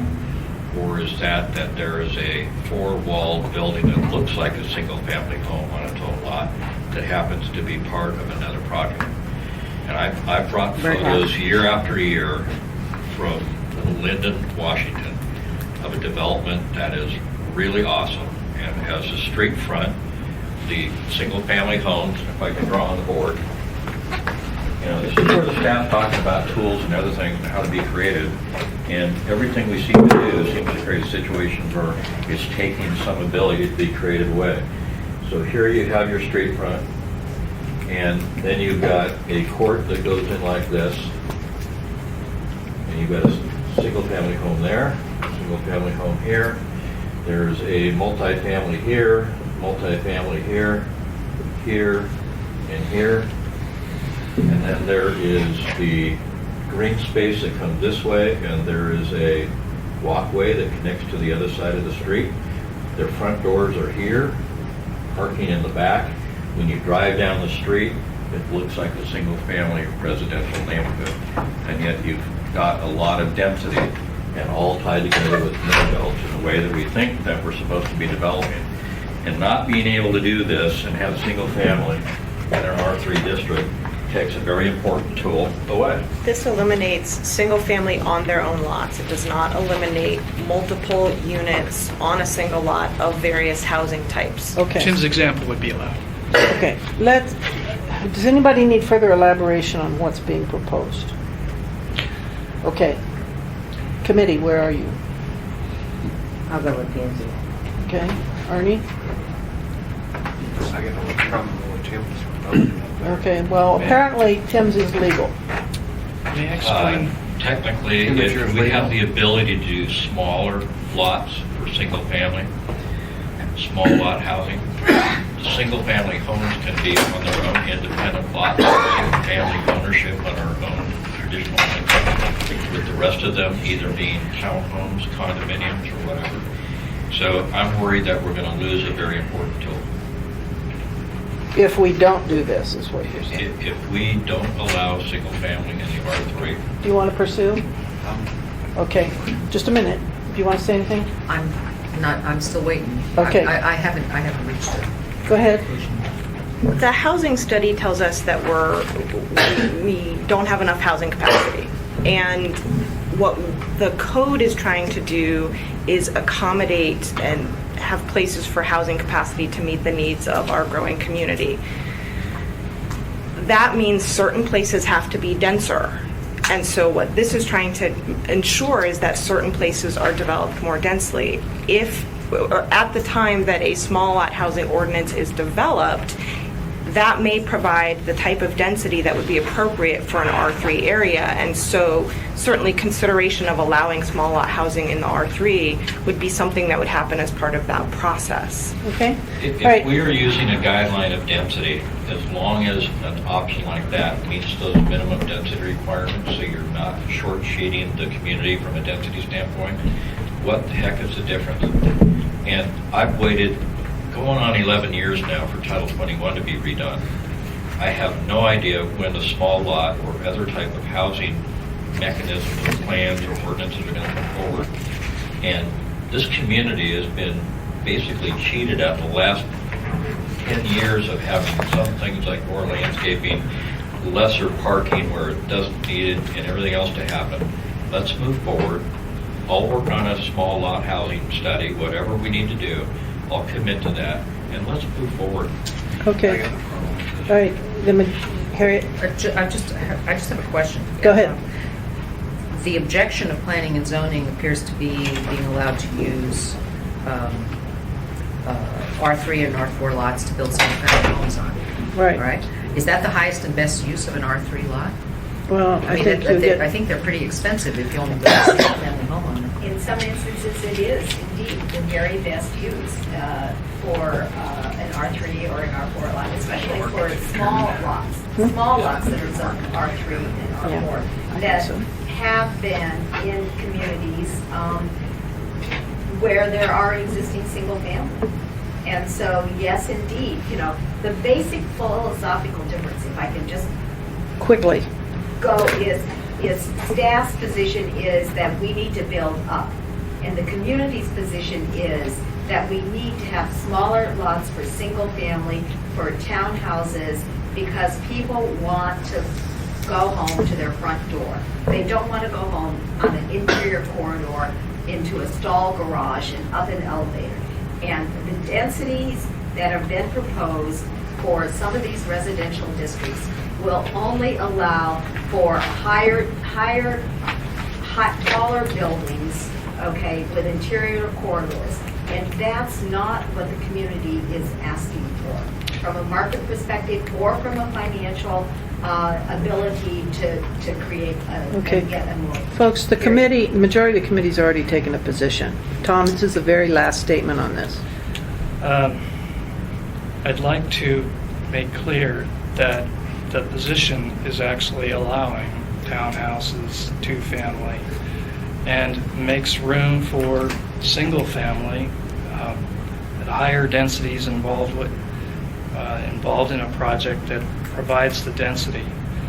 Our concern is with that bar graph on page 8, shows in magnitude that we don't have them. And just picture tale of two buildings. Tom, you got to do quick. I'm sorry. We've got 10 minutes. Okay. Our main concern is the R4 district. The map here shows its lack of extent. It is intended to be our district providing for high-density housing. And the bar graphs are trying to tell you that its housing capacity is very elastic based on what's built there. Okay, thank you. I do want, if I could, to go to recommendation number 3 that talks about prioritizing on lines 38 and 40. I have a suggested amendment. On line 38, page 5, to read, it is intended primarily for multifamily, but also allows single-family duplex townhouse. Sounds good. Would anybody object to that? No. Okay. All the other, that's Do you want to say anything about number 2? also on number 3, by deleting the intended density for the R4, it disconnects it from its main function. All the other districts have an intended density range. We strongly recommend that we retain the ties between the R4 and the comprehensive plan, because that is Anchorage's only high-density residential district. And Anchorage 2020, the downtown plan, the West Anchorage district plan. Okay.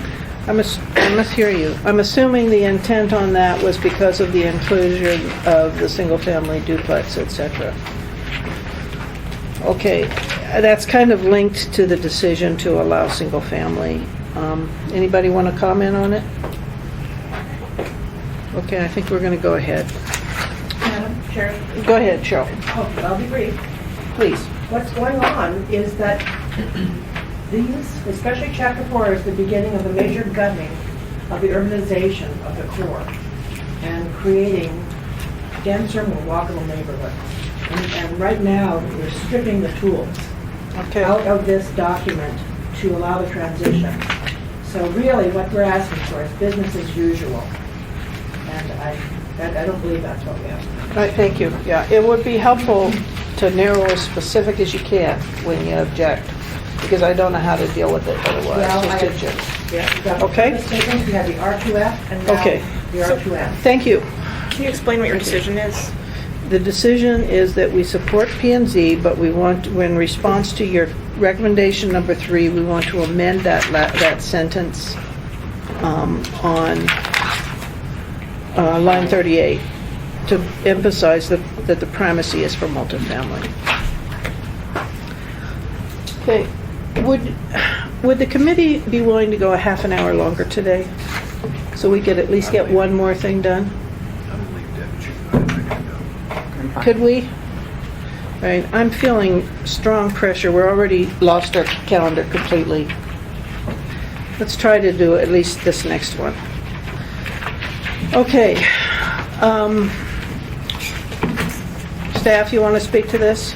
Yes, the Planning and Zoning Commission recommends changing the existing R4 multifamily district into a mixed-use commercial district, allowing up to half of the project to be a wide range of commercial uses.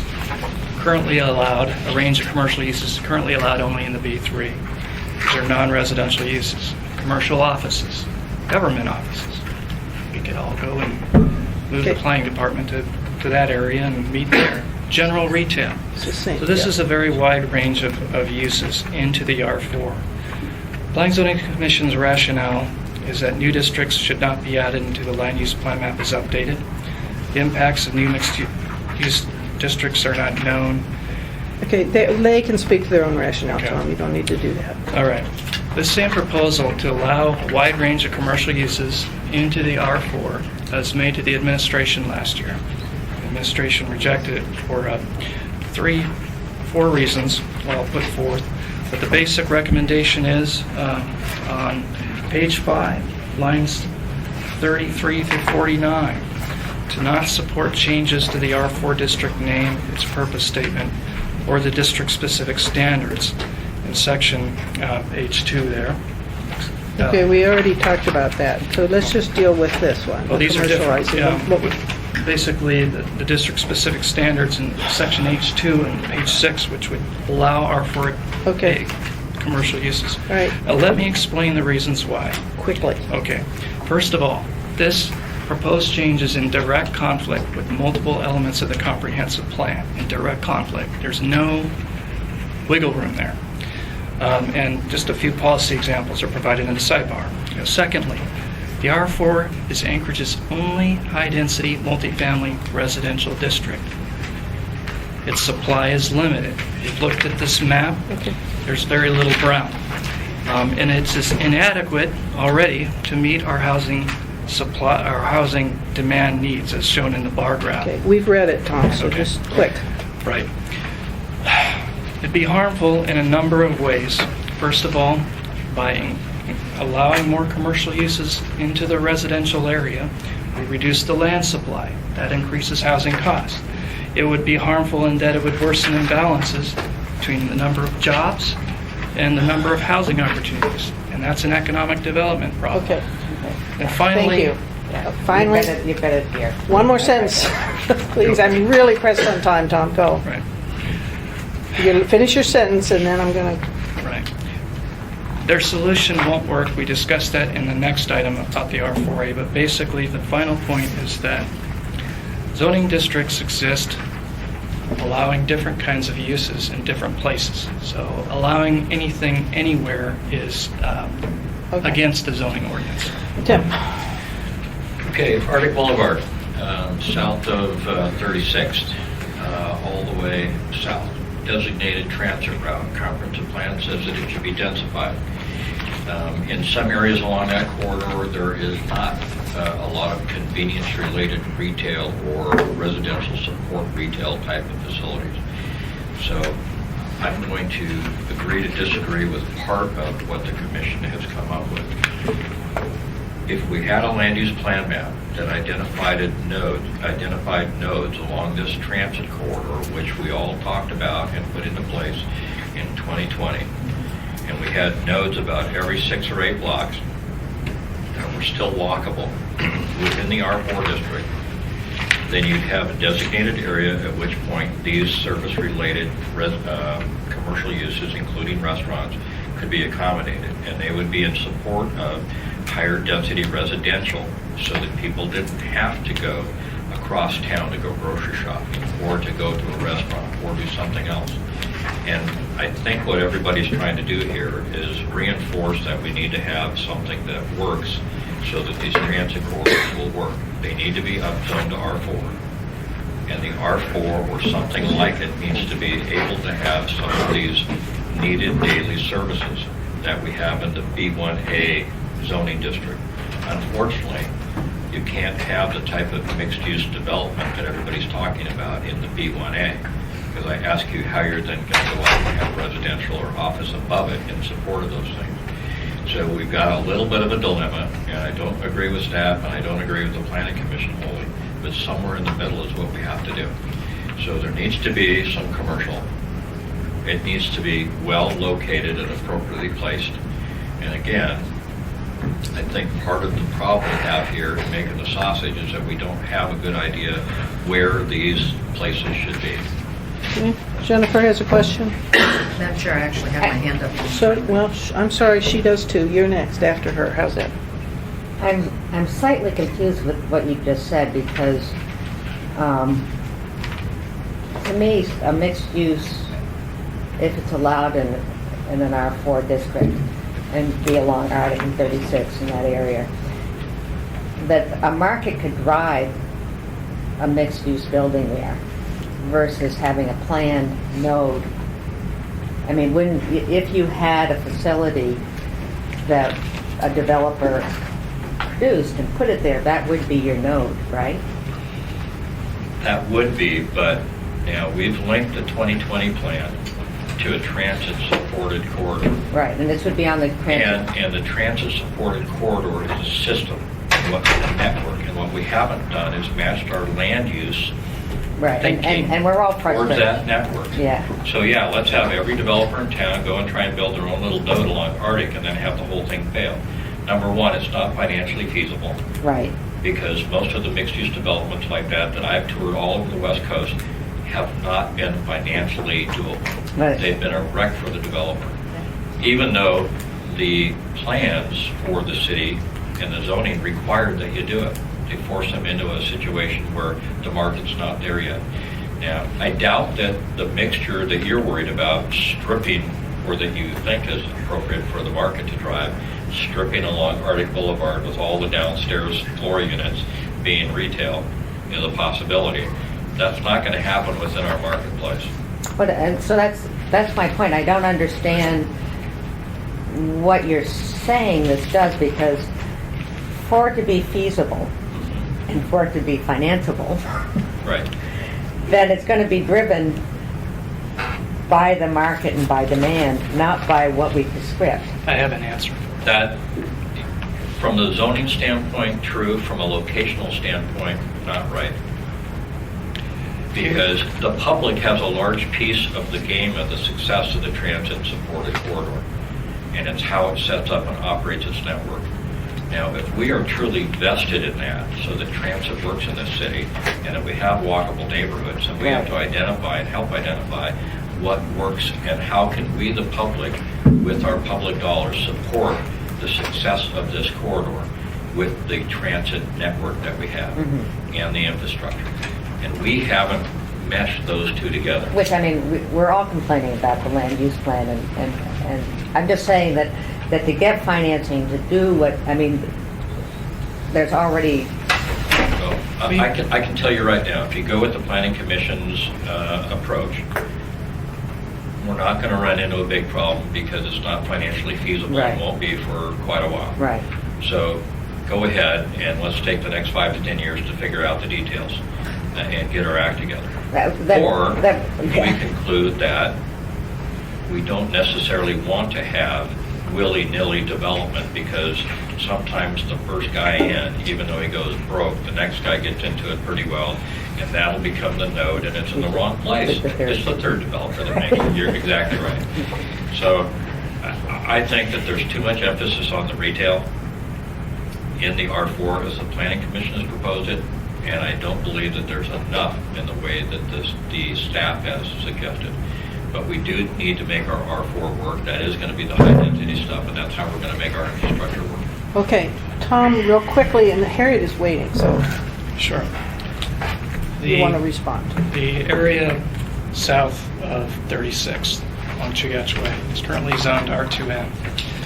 And there are other areas on this map, they're outlined in blue, that are zoned R3. They're not zoned R4, but they're in the heart of Midtown. And it's a no-brainer that we want high-density housing there. But what you can do in a site like that is you can take one part of the site and provide for a use like commercial and make a lot of the space office, retail commercial, and another part of the site residential. And so the commercial use tends to have higher rent values and it can help support or... Okay, yeah, all right. But basically the R4A gives a zoning tool that allows for that on that lot. That lot's R2M and R3. Okay, I think you answered. Harriet? I'm trying to figure out where we expect people to live that will patronize all this commercial that we're proposing to build in the R4 zoned areas. Living right here near two of these brown blocks and having been looking at the 36th and Arctic area and recalling the Midtown plan, which got stalled on a shelf collecting dust somewhere, they identified the intersection of Arctic and 36th as a place where there needed to be a neighborhood grocery store, because all the thousands of people who live within walking distance of that have to walk about a mile to the Cars Aurora Village or a mile and a half to the Cars at the Sears Mall. There is no walkable grocery stores It'll or be closer services. to walk to A Street and National Pantry here next year. Oh, are they building something there? Good, I'm glad to hear it. But I'm Slight advertisement, ignore it. that would be great. I think it's great. And I think it's needed in that area. But to try to build, to try to sprinkle commercial in it, and this is what we're trying to avoid. I mean, Anchorage is full of commercial, inappropriate commercial right next to residential areas.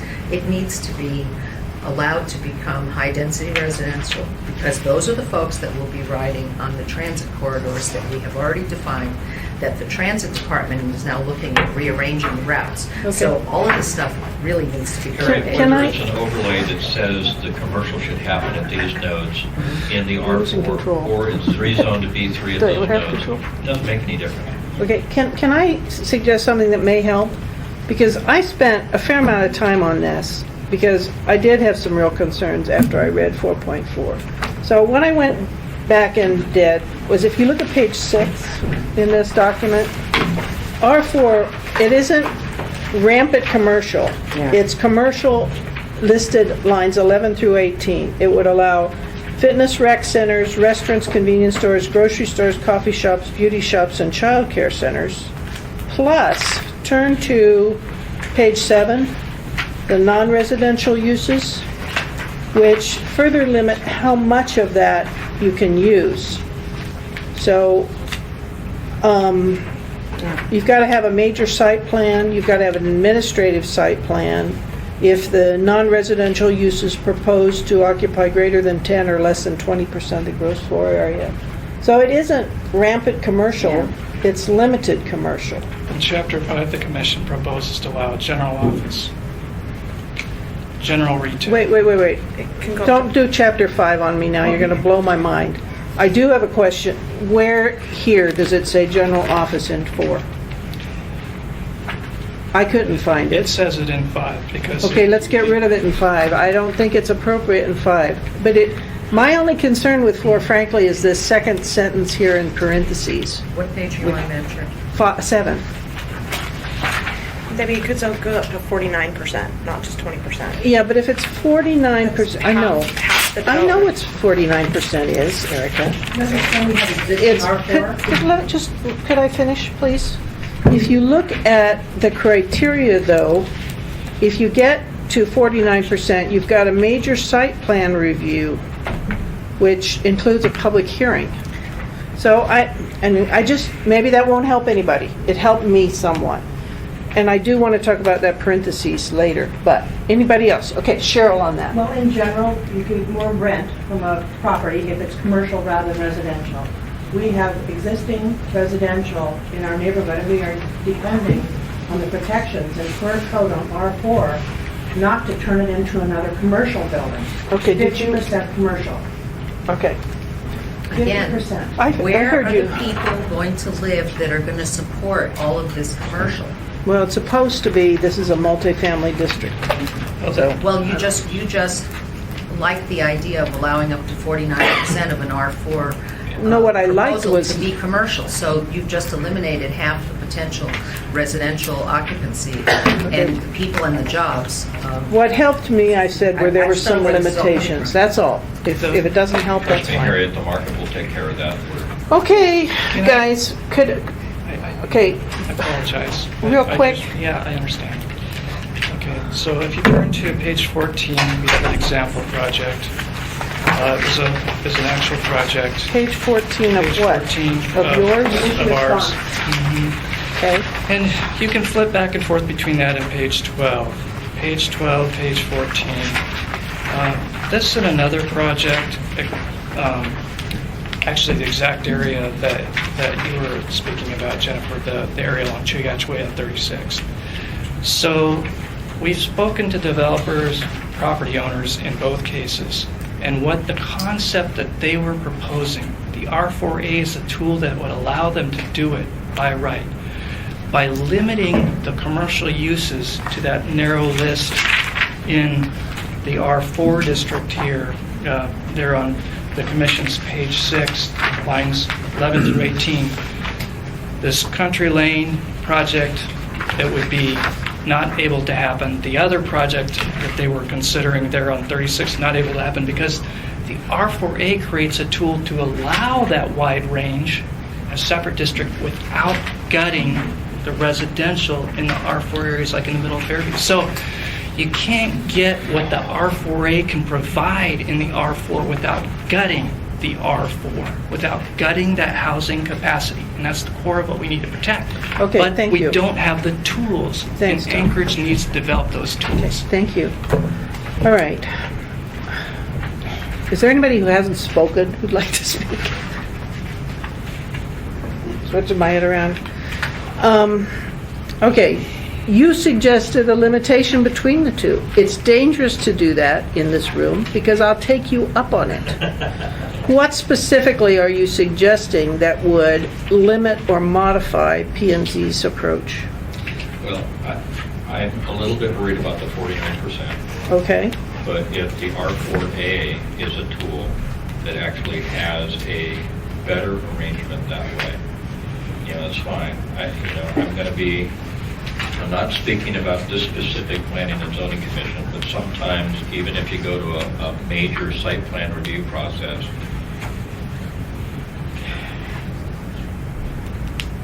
the commission may not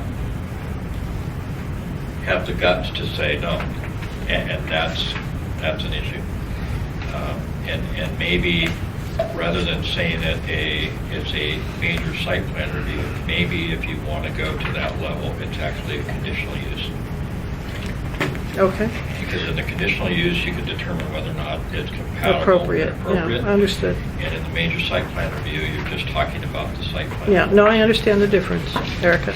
I was just going to mention the difference that a conditional use is really more of a yes/no, whereas a major site plan is just arranging the, Okay. looking at the design. Well, what's the committee's view on making it up to that high a conditional use instead of a major site plan review?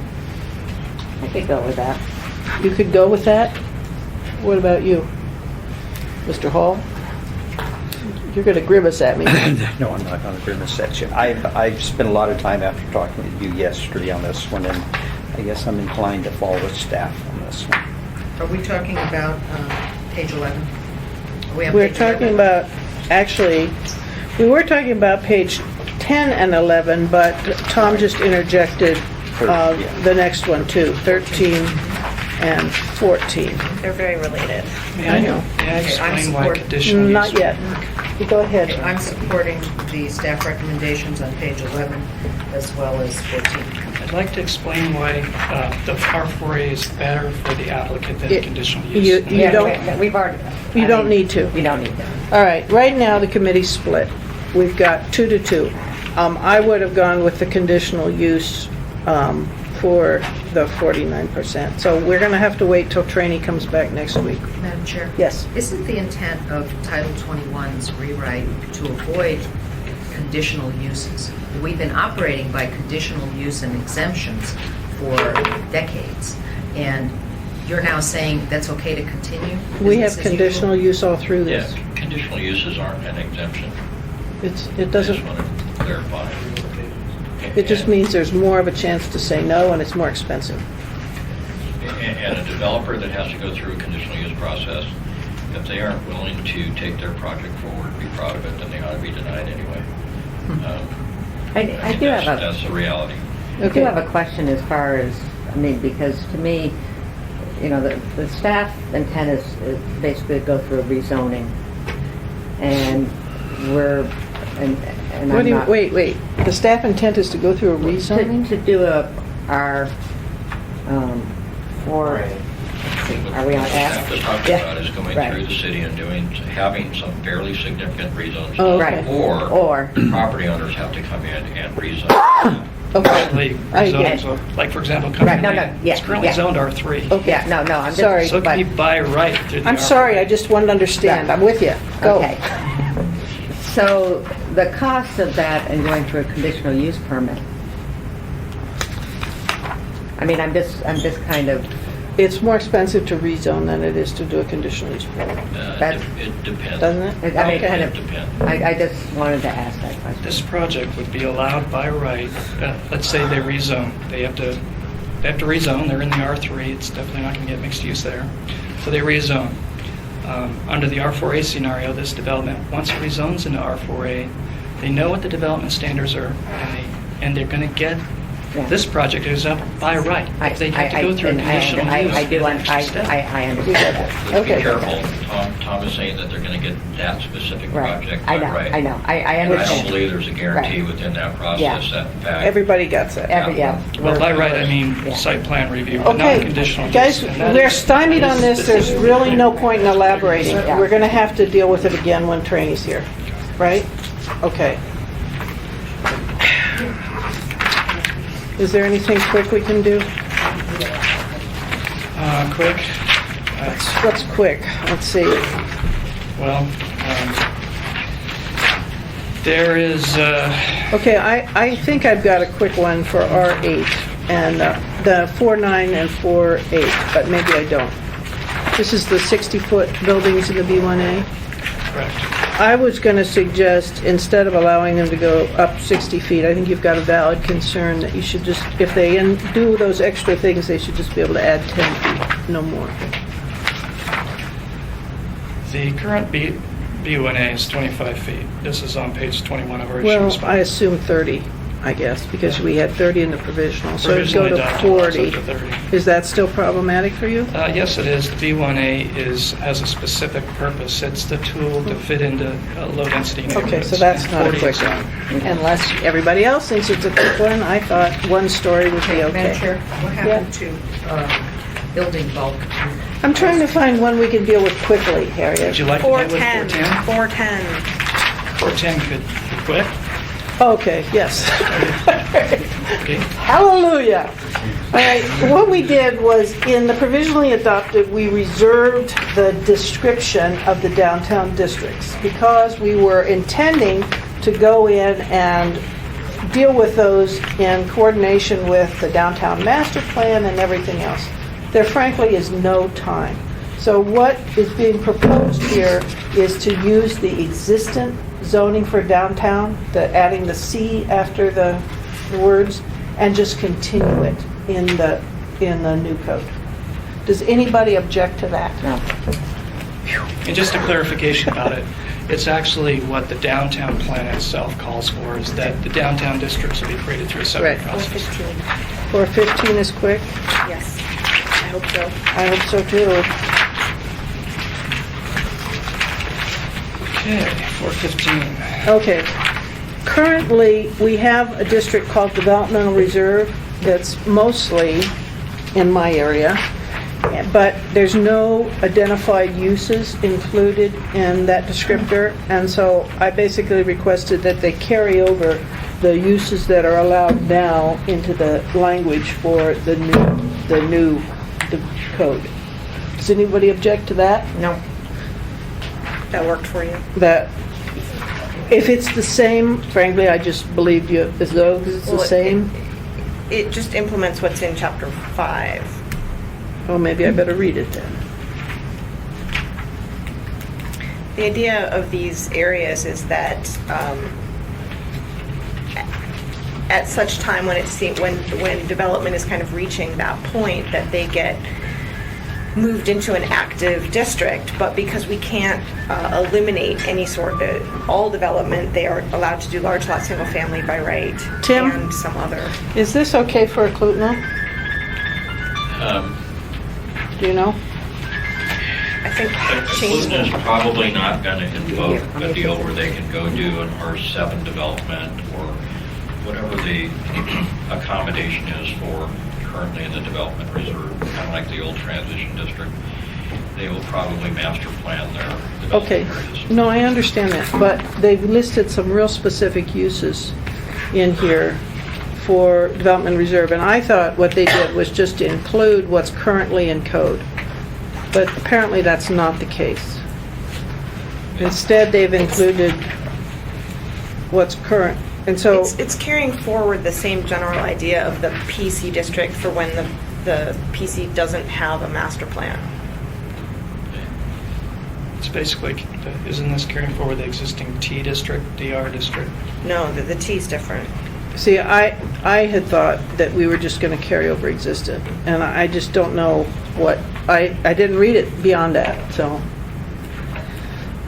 All right, it's probably okay, but I want time to read it. I have one more easy one.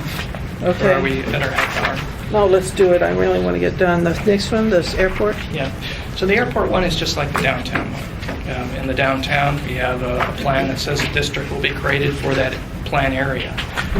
In the West Anchorage district plan, we call for an airport district because all parties, the municipality and the airport, recognize that the existing slate of districts don't meet the airport's situation.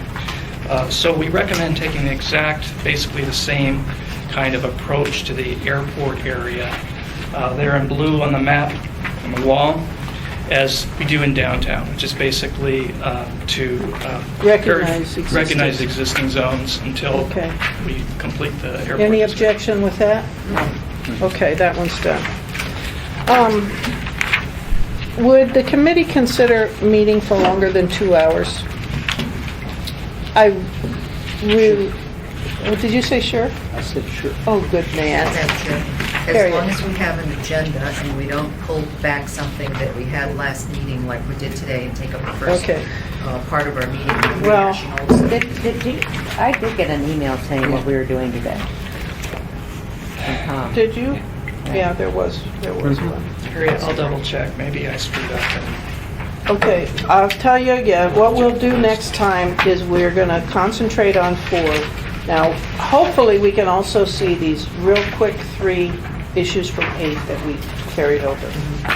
All right?